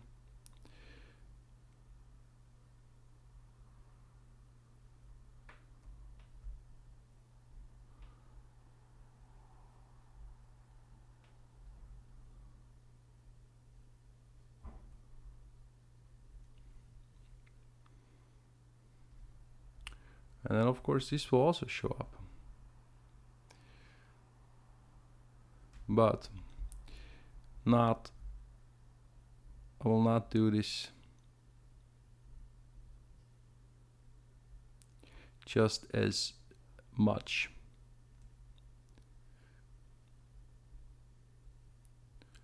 So once in a while look back, see if you represented stuff in a pleasing way. You can still influence color also. Then here that's a little bit of an exception, because this is fairly bright, but it's also looking good when we're painting it brighter. And then I just want this to break up at one point.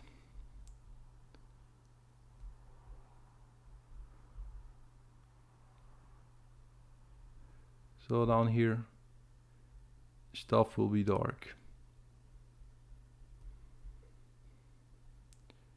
Of course, all the darkness, no matter how dark, you always break it sometimes with like a bright ripple, because that's just what happens. There's just less of a chance that there will be a bright ripple.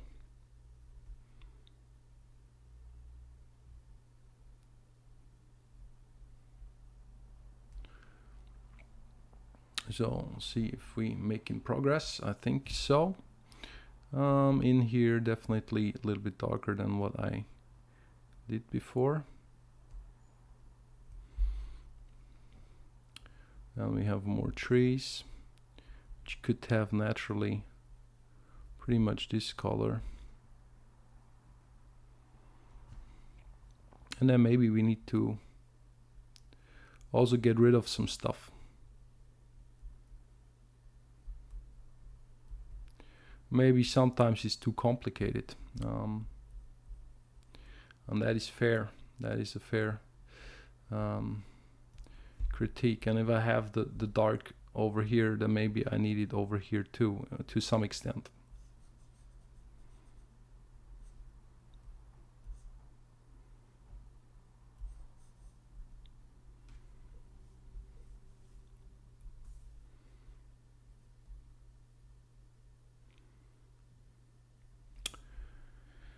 And maybe not, because this is logical, but I don't want to. I don't want to spam detail everywhere. And that is now also the thing that we need to really consider. Just everything does not need the same detail, especially not in the water. You can get away with doing it sometimes and then not doing it a lot of other times. So but here you can see that there's clearly something missing.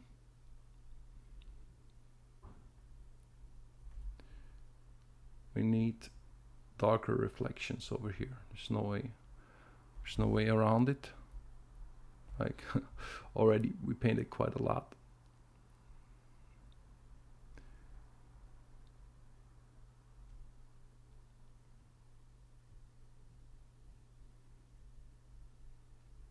Also because all of that stuff is dark, of course. So we really slowly need to bring that dark water in there. Only then will it look like a plausible, really.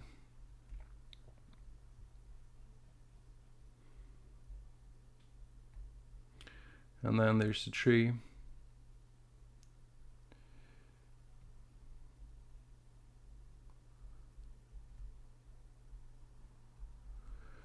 Which we don't need to exactly do it, because yeah, it's just not a perfect mirror. And then we can even account for stuff like this, where now this is breaking through and it's not as not as dark everywhere. A little bit smaller.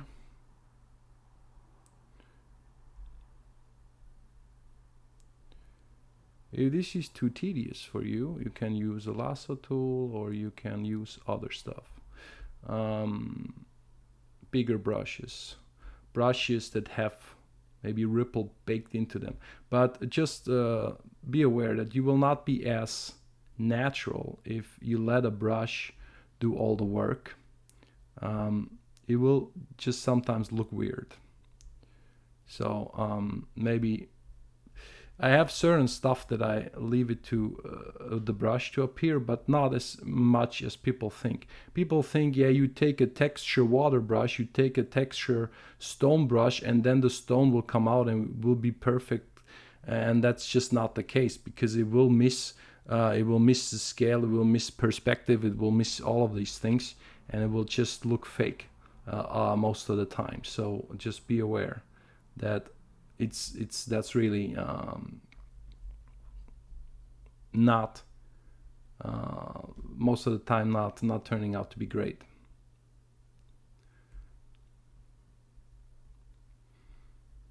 So now here, why is this bright? I have no idea. It shouldn't be. Instead, there should be something dark here, where this door is happening.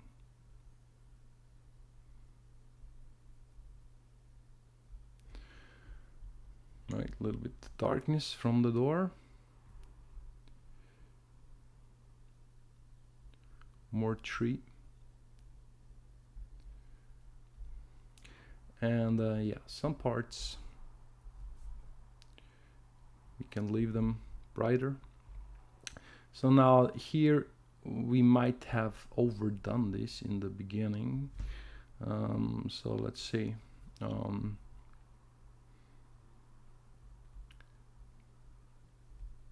course, this will get brighter successively. This will like get more and more brighter. But I don't know about these ones. Let's see. of course, having no ripples somewhere, is it correct? That's because you could of course have something like that here, and possibly it happens.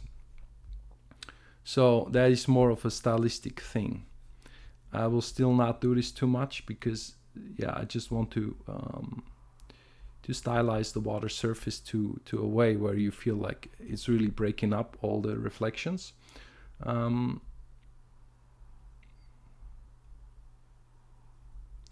right, are we doing a good job here? Somewhat.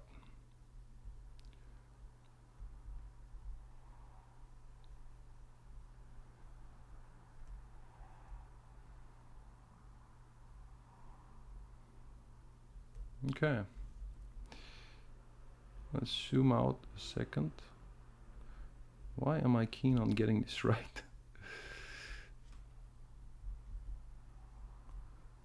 Yeah, so zoom back out, see, yeah, is this better? Yeah, most definitely is better. Now we have to decide what is missing, what is absolutely missing.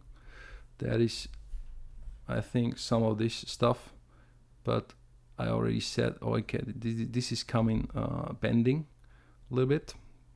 So yeah, with that already established, I think that is what we have to do here.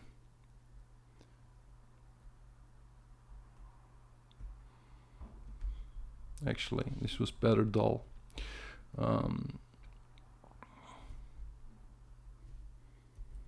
Same here. Less brightness here.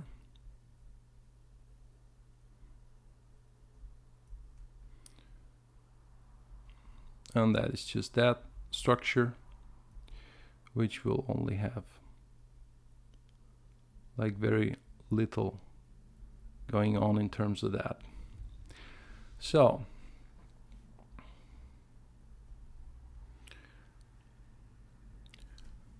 I'm smudging that stuff a little bit because this is way too clean for my taste. Sometimes that's when the smudge tool goes wrong.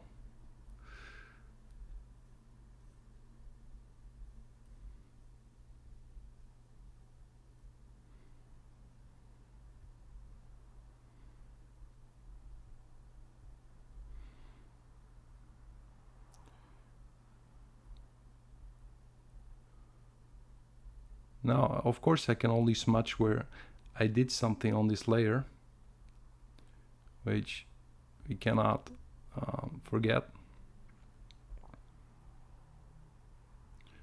Like here, like here.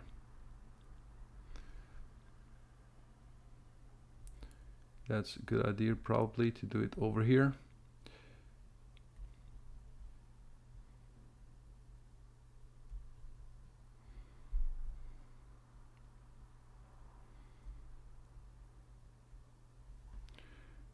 Now,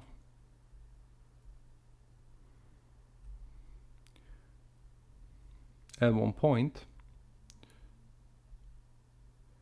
we have to call it, move on. Also decide if you like it or not.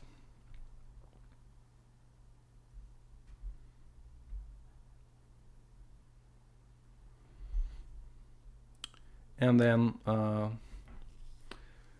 can do some something else, or just wrap it up. So we did do the water, the mountains, the sky a little bit. Few details may be left on the environment. Let's do those quickly. There's some stuff that I was reflecting about.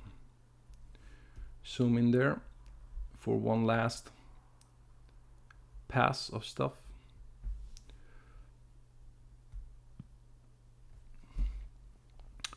1. I want a little bit more of these rocks being visible and having some real edges, color to it. It was a little bit too soft.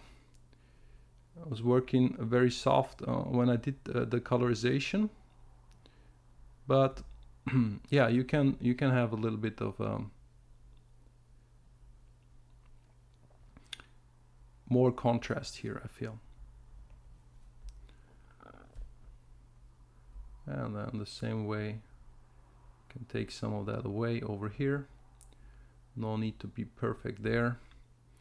That's, for the most part, that's all fine. And also, I don't want to obsess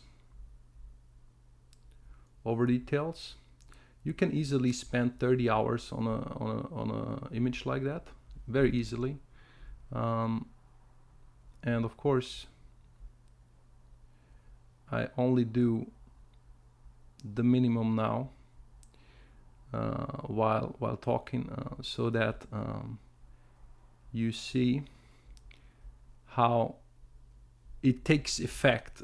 Basically, what I'm talking about takes effect in real time. So that's a lot of the. That's where I'll stop when I think it's satisfying, which it will be in. I think the next half hour or so. So over here, there needs to be more of clear cuts.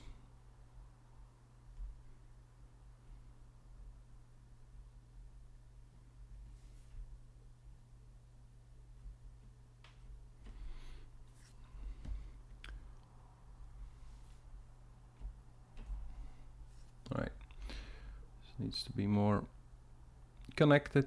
I will need to do one thing, and that is draw the character a little bit better in a second.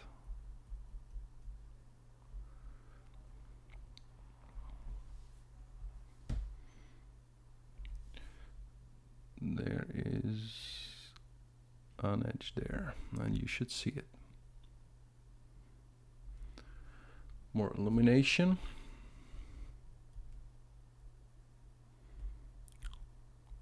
More darkness in here, for sure.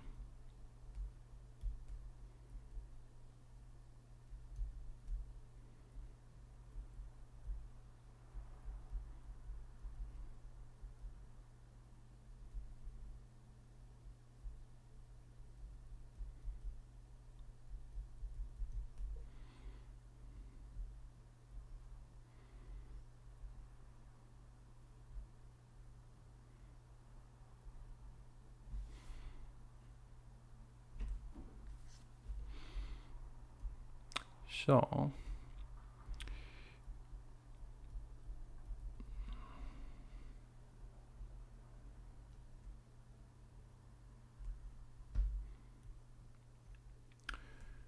yeah, going back over here for 1 second.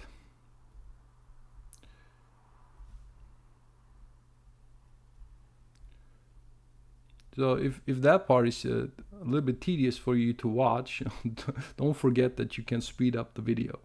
I'm sorry for that, but it will make sense. I think it makes sense that for those who want to see it, I keep this in here.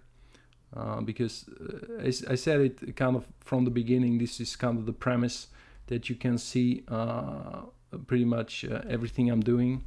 Not just so you do that and then you come back with an insane improvement that you didn't show on camera. That is I think it's a little, well, I don't want to say disingenuous, because it's not, but it's not helping people to learn. So yeah, I will accept here that I will hit I can only do so much in that time, and it will not be the quality of the other artworks that I'm doing alone or off camera. But I think that's fine. People understand that. And yeah, I think there's also enough stuff out there that does things too fast. I'm talking usually to students for hours about this in class, and then only to find out a few weeks later that they understand only 10%. And then you have correction sessions going on, and then you have to say that stuff again. And the reason why they didn't get it is because while you were talking, they did not do it. They did not have to really apply it. And unless you apply it, you will forget it. Because if you don't have a certain problem at the moment, then the solution to that problem does not concern you. So what you need to do is you need to basically first go and have the problem, and then come back and know how it feels to have the problem. And then if somebody presents the solution to you, like, it will blow your mind, it will open your eyes, and you will never forget it again. That's my experience. And so that's what I am going for here. That's the goal of all of this. Is so you will have a problem that somewhere in this video series you will find the answers to. You will then never forget how to solve this problem, because it bothered you. You had this problem, and therefore, yeah, you will not forget. I don't like the illumination here. I think this should be dark.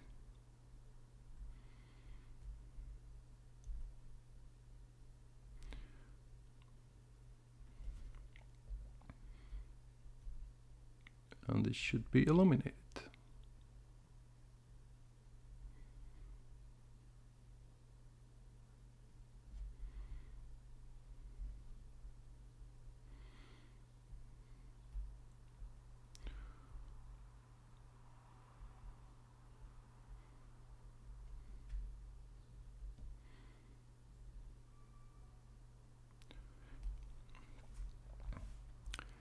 So, but the stuff that sticks out to me as a sore thumb, so to speak, it gets less and less. So we're on a good way here of actually coming around to finish this piece, at least for tutorial purposes. And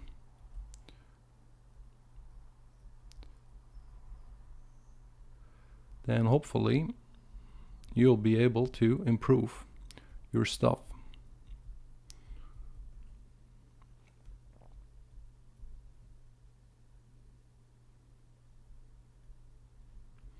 So a lot of small connections, a lot of stuff that we didn't do yet. I already combined this layer again, by the way. So let's see. Let's put something on this guy. Maybe some of that color. Maybe.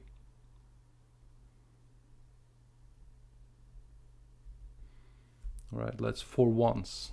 Never zoomed in this far up till now.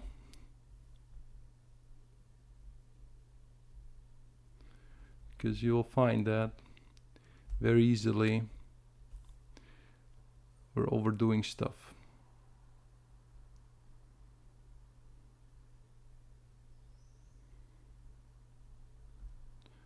Second person.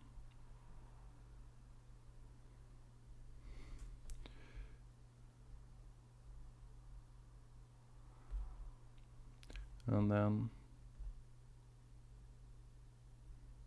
while we're at it, now this is very tempting to do other detail, right? But don't do it because it's you're breaking your level of detail very easily doing that. So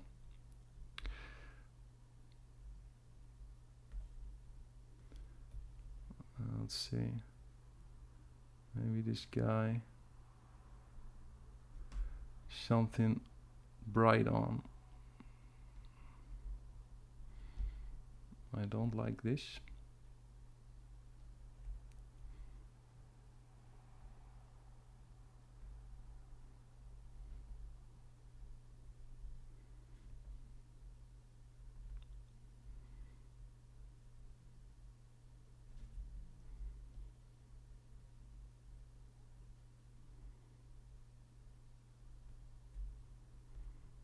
Also taking some tones from the environment here. It could help or could not help. This guy is too bright. And then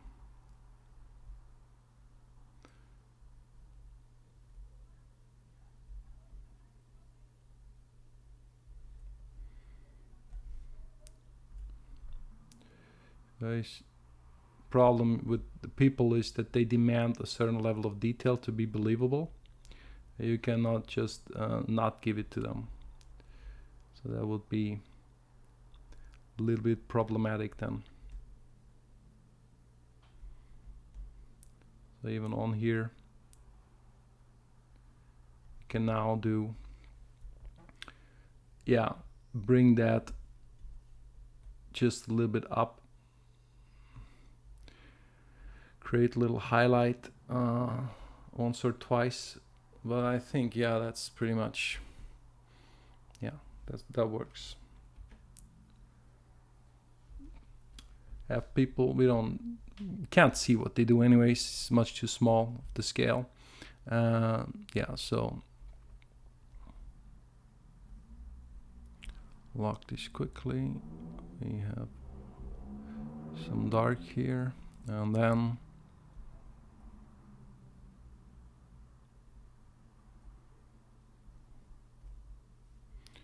right.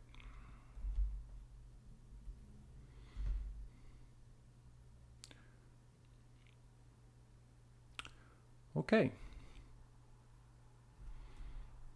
This is something I've seen before. Not sure what that is. So of course there can be design choices going on here. Were not here before. And maybe I will make this even better after the tutorial. Yeah, just to show. Maybe then I'll just only post that on social media or something, just to show you. This is not, of course, not the end of the line, but I think by now you guys get that. It's I think that's self-explanatory. All right, so zoom out again. See what we did, and are we done? The answer to that is we are done when we say we are done. And in terms of detail, I will leave it at that, because yeah, you can go for another hours. In reality, I would be now at maybe 3.5 hours of painting, and I would go maybe for 2 more hours, or 3, depending on how much I like the piece. So I will usually try not to spend more than a working day, that is 8 hours on one piece. And it's also, as you get faster, it's barely worth it, right? And what I mean by that is that you hit a level where, like, the improvements are so small that you have to really question if it's worth it or not. So, but what we are doing right now, before we wrap it up, is we need to do some blending. We don't need to actually do it, but I want to do it to show you guys what you can improve further than what is here right now. We did some of the blending on the mountain and some of the water surface, if you remember that. So there was some of that going on. Excuse me. I could not ignore this for some reason. Okay. We all have it, OCD, right? So we can do some blending. And for that, we might want to combine. What is that detail? Yeah. So we have our sky. And we have the mountain. So what we can do is, in between those layers, we can do blending. Why would you want to do that? Now, first, because there is a chance that we did not put enough contrast, right? So especially for beginners, there's a high chance of that. For example, there's very little blacks in this piece. That is okay because it's a landscape from a distance. Could be just like that, could be what we want. But could be the case that we want a little bit more darkness, a little bit more contrast even. So let's see if this makes sense. So I will not blend behind the mountain. I think I've done that enough. But I will maybe blend over the mountain and the sky for once and see if I like that. So what you can do always is you can blend for something like a shadow color with your passive light color, and that is this blue from the sky. So I can do a dark blue. Of course, now I'm on the soft round, and that reacts to pressure, and I will only put a little bit of pressure. I will not do this because that completely defeats the purpose. But what I will do is maybe something like this. So now this brush goes over sky and the mountain. What is the disadvantage of that? The disadvantage is, as I'm doing more, I'm clocking up the whole thing, all the details, all the stuff. So that's not good, but that's happening again, if you remember, because we're on a normal layer. So a lot of the blending I like to do, not on normal, but on overlay. So see how this immediately changes. I blend it over, but what was dull on normal becomes colorful and nice on overlay. And why is that? I explained this already in another session. Is because overlay ignores those gray values. You will just put your dark color, inject it over those layers, and it'll leave you with a nice blending that you don't lose any detail. It just gets crispy and saturated and nice. So the same thing you can do with bright blending. You can go over here, blend. Now this is a little much, right? Let's see.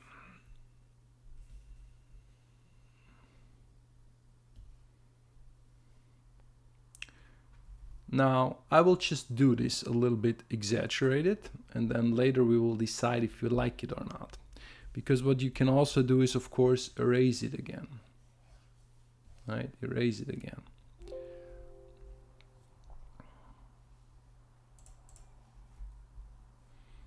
Need to tab out there because my brush freaked out. So same thing we can do over the water with everything that we added to the water, of course, but we can also do it because now there's the water, and then in front of the water are the ships, and in front of the ships is the mid ground. So if we want to blend over water and ship, let's say, this could be a good idea. I have to inject a layer here.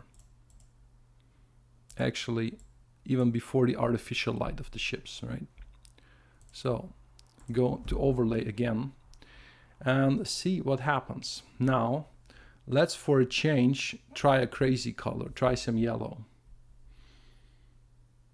You will see, yeah, this makes everything a little bit different.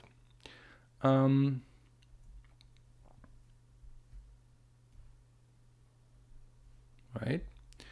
Could be a thing if you think that sunlight hits the scene and it will introduce some yellows. But as for the ship, I'm not too keen on that right now. Maybe it will happen here on the matte surface a little bit. So maybe let's only do it. And also you will destroy your detail to a certain extent. What I kind of like is if there is something like this happening. So let's see if we get away with it. Just making the water less samey. Also trying out the blue, the dark blue. Absolutely nice thing. See what you can do here. Bring the almost like a vignetting effect to the entire thing. Vignette and be darker. So I like this a lot. And because in the process what happens, you forget that you're taking color from the environment, everything gets more the same, like in a studio environment where every surface is lit the same. So by doing that, we're breaking that again. We're breaking the studio lighting, let's say that, right? Then of course we must not forget that there's stuff that we cannot just put lights on.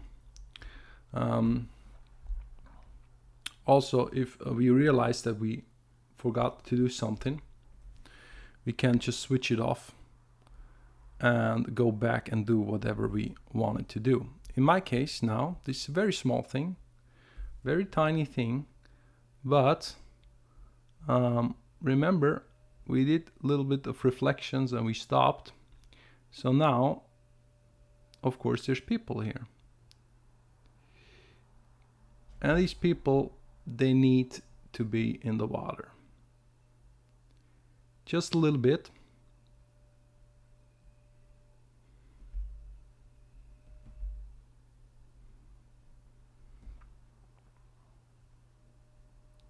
So that we can get away with it. So that it's not just, okay, we forgot this completely. I just drew this reflection on the environment layer, by the way. It doesn't really matter. And you could still smudge it on here, of course. And see. Right, but I just want there to be something and not nothing. So back to the blending. You can see we switch this off. It's a huge difference. And it's also it's not a cheap shot because we did paint everything ourselves, right? It's not a trick or anything, because if there was not the capacity to have this, to bring up the saturation and the contrast, you cannot do it, right? You have to paint in a way that basically allows for that to happen. So last thing we do is we paint over the foreground here with the same technique, overlay. So this is one of my, I don't know how many people do this. I have not seen it a lot. Maybe one of my biggest secrets is blending with the overlay, right? So there you go. See what happens here. Now we need this to be smaller, I think.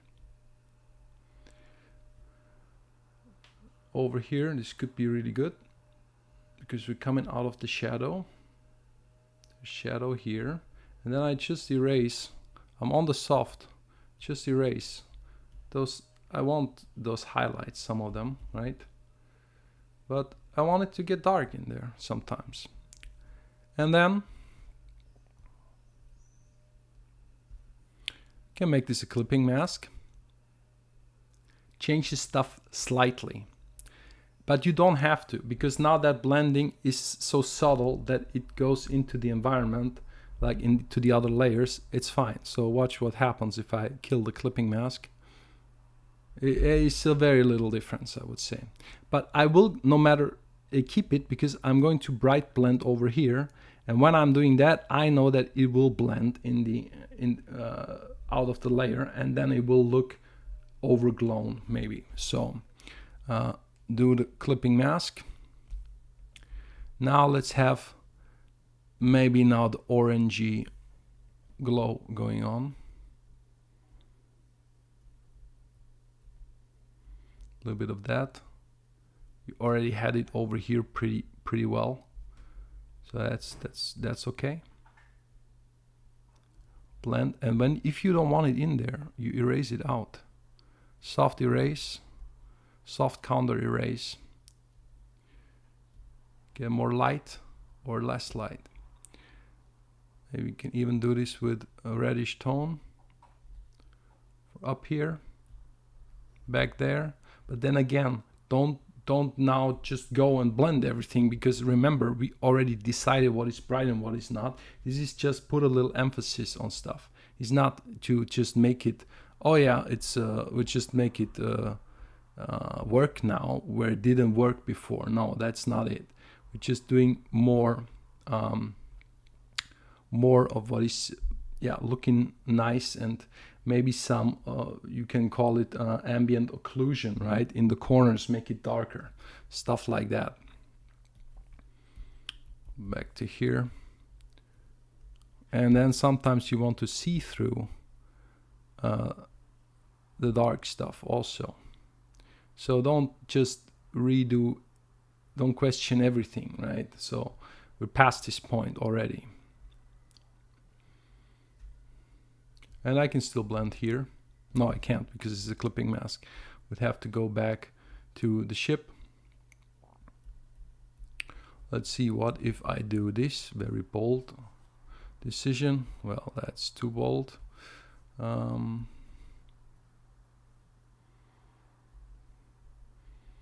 Have the impression of shadow coming from the ship a little bit. I don't know, maybe it's good, maybe not. Yeah, a little bit, it's good.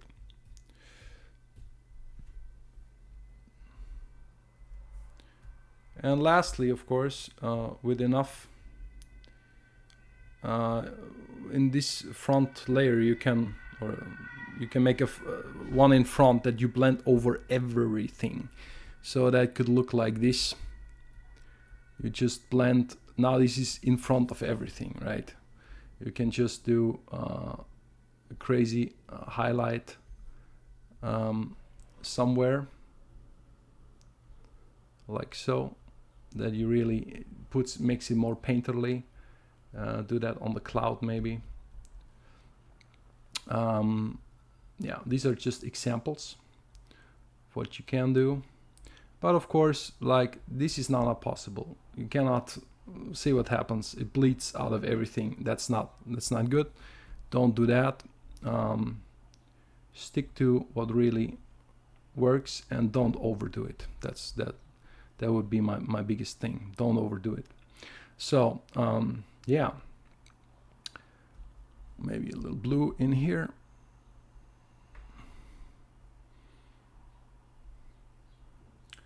So now at one point we have to call it a day. Last thing I want to show you is that we can still smudge. Like, there's a post processing going on. We can still paint, we can still smudge, even over everything. So was to make a new layer. Let me hit save here once in a while. Make a new layer. Take, for example, a smudge tool, which I really like, right? You can still break up some of the surfaces here around the painting But now there needs to be something needs to be very clear when you do this. There is no going back from here. You are done. This is the post painting that you're doing. You're now on a canvas, everything is locked in. If you're painting over everything, then you cannot go back to individual layers and just continue to paint. It doesn't work like that. So let's see what happens. Nothing happens. Why? Because I used to smudge only for the layer I wanted to smudge. Now I have to say here, sample all the layers, else it would just do nothing because we're on an empty layer, okay? So now try it again. And now this can get a little bit slower on your machine because now it will really need processing power to do that. And I will do just a little bit, breaking up stuff that I think is really harsh and is maybe distracting. And for example, the tree, very artificial shapes. If you break these up just a little bit, you get this nice little new outline of the tree to be just more fuzzy, less perfect. So that is a thing that I think is a great addition. Also, this ship doesn't need to be perfect everywhere.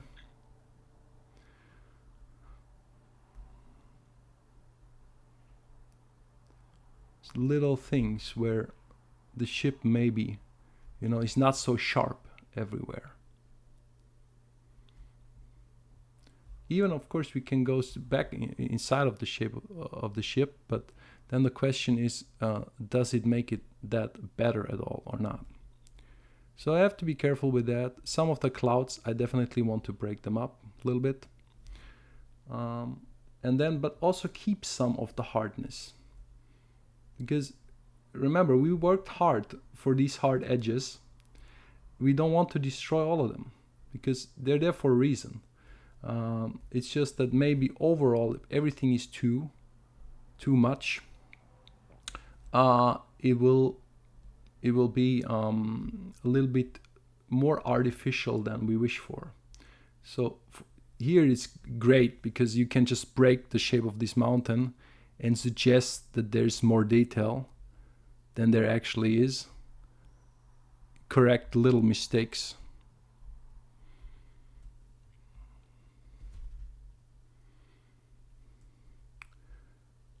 Right, the same here.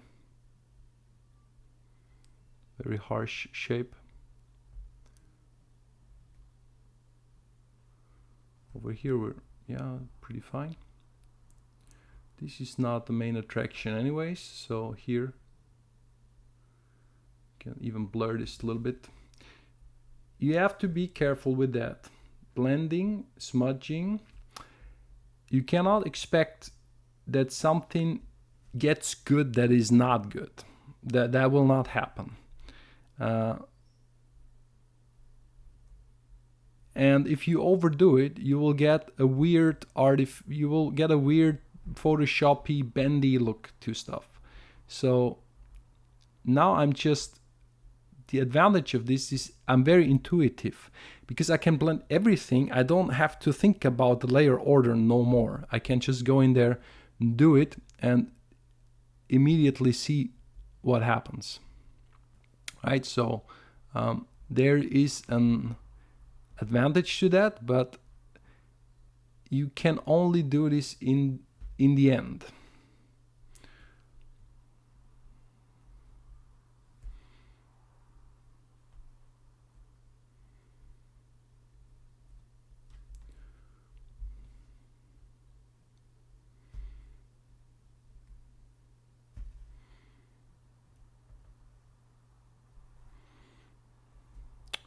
Okay, I think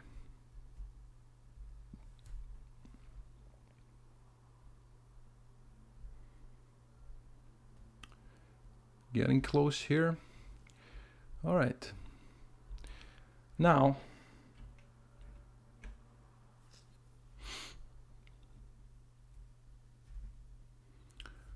We can still do that again. We can blend again, smudge again, paint again. I can paint here. It's okay. It's no problem.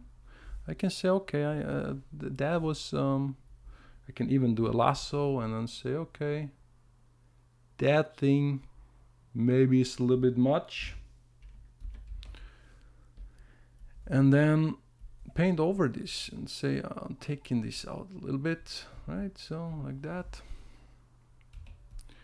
Now it's in there. It's on this layer though. So yeah, just be aware. Now you're really in traditional painting where you're just stacking stuff. And yeah, that's what happens. So when you're done, what the absolutely last thing you can do is you take all of your layers, you duplicate those, you combine all those. Now you have one layer where there's everything, right? And now you can say, what if Photoshop tells me the optimal contrast? You hit auto contrast and it will do this. Now, Photoshop is not always right, and this is a perfect example because this is bullshit. You don't want this. Why does it come to this conclusion? I can't tell you. There's an algorithm behind there. It's measuring stuff. I think there was almost no blacks, so it brought everything that is close to black closer to the black, hence it's all too dark now. So not what we want. But what we can do is we can also tune stuff. We can make a movie can make a movie blending. We can say, yeah, we need the blues going on everywhere, or just in the dark, and then yeah, I don't know, cyan. Then we can have a color filter basically. Is that good? You decide. It's I think you overdo this, you destroy your entire color foundation, because then yeah, if you wanted everything to be blue like this, then why bother putting the color in the first place? So I'd say don't do that. What it gives me here a little bit is contrast, and there is already a lot of blue in here, so I keep a little bit of it, so that's fine. A little bit is fine. And then we can even, for the sake of it, just say, what if, because you can duplicate the layer, of course, and then do other stuff. What if we get more saturation overall, less saturation overall? So all of that stuff you can do. You can say, what if I get a nice little grain effect? But no, that would be the absolute last thing you do, because after that there's no turning any slider. So let's see. You can do stuff like brightness, but we're done, because this is almost as bright as it gets. So this is, yeah, you can't do much more than that. That's just right. There is a limit to this stuff. Okay, so at one point we have to say that we are done. We could say go to the levels, do the same thing, but you see that we fill out this tonally pretty much, except for the dark parts, but that is normal now because it's an environment painting and I don't want to make it so dark. So as soon as I bring the brights up, this stuff starts to overexpose, so it's no good. So there's really only the mids that we can maybe correct, and through that could get some pop, maybe like so. Yeah, okay. But that again is a little contrast enhancement overall, and that's really it. So at one point we have to call this a day. So these two, we can combine it. That's the change we made from the normal, which is not much of a change. That's because I have experience in contrast and color, and I will paint in a way that is not much left anyway. So, but if you struggle with that, then in the end, you can still change some of that stuff. Okay, so now, some people like the grain effect. Where is it? Introduce noise. I think that's just add noise, right? So yeah, you can do that. Pretty subtle. It is a neat effect, I have to say. What does it do? Well, it gives you a little bit of that.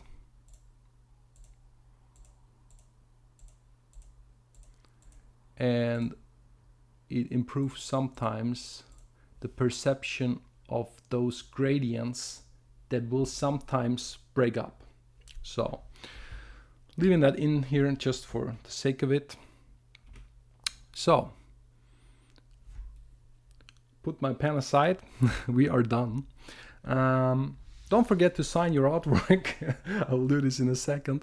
It's not important for now. So yeah, let's do a quick zoom over this. See what we did.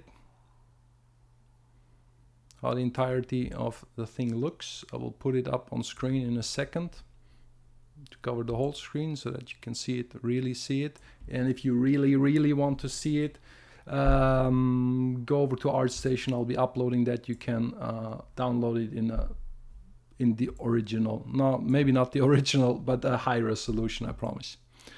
So tutorial is done. This is how I work from gray to color. I don't always work from gray to color, but that is the process I teach students.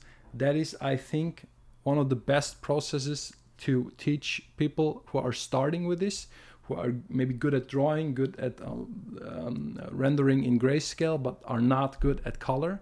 So that is what I recommend. And yeah, guys, I'll drink to this tutorial. Thank you so much for watching it all the way. We must be bordering on like the, I don't know, 8 hours at least mark. If that is the longest tutorial you have ever seen, I'm sorry.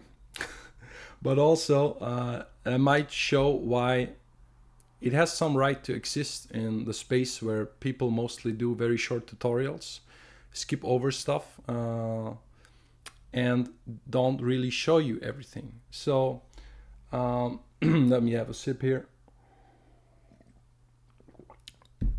The thing is this, guys. Every professional, not every professional, just everybody has their little pride. They don't want people to see them doing the worst, right? So if you do live painting in front of an audience, you can always mess up. You are not sure. When I started the tutorial, I was not sure if I would like be able to make a coherent image while talking in a way that people could even understand what I'm saying, right? Because your mind is in the artwork. Of course, you have experience, and that's how maybe we managed to do it. But that means exposing yourself. And exposing yourself, a lot of people don't like to do that. So I decided to make this because I have some experience in that. As I said, I've been teaching like for 23 semesters or something, teaching bachelor students to draw. So yeah, I did some of this and I'm doing it on a regular basis. Nonetheless, I have not done a tutorial this long, especially not on video. So I hope you like it. I hope you be back on the channel when we do a little bit of smaller videos. I think the next one will do some thumbnailing and then maybe I explain something about brushes. After that, I have some ideas for videos lined up. I will be doing them now. I'm pretty much into the habit. I think we'll continue this if you want to. This tutorial slash, well, it's not only about tutorials. Let's call it this art journey, because for like 20 years I have not been really sharing stuff with anybody. I have the occasional post on Instagram on ArtStation. I've been doing jobs in different industries, but yeah, so I feel maybe it's time. People appreciate it. I'll be happy to do more. So yeah, thanks for watching again. Take care. I'll take another sip of coffee. Excuse me.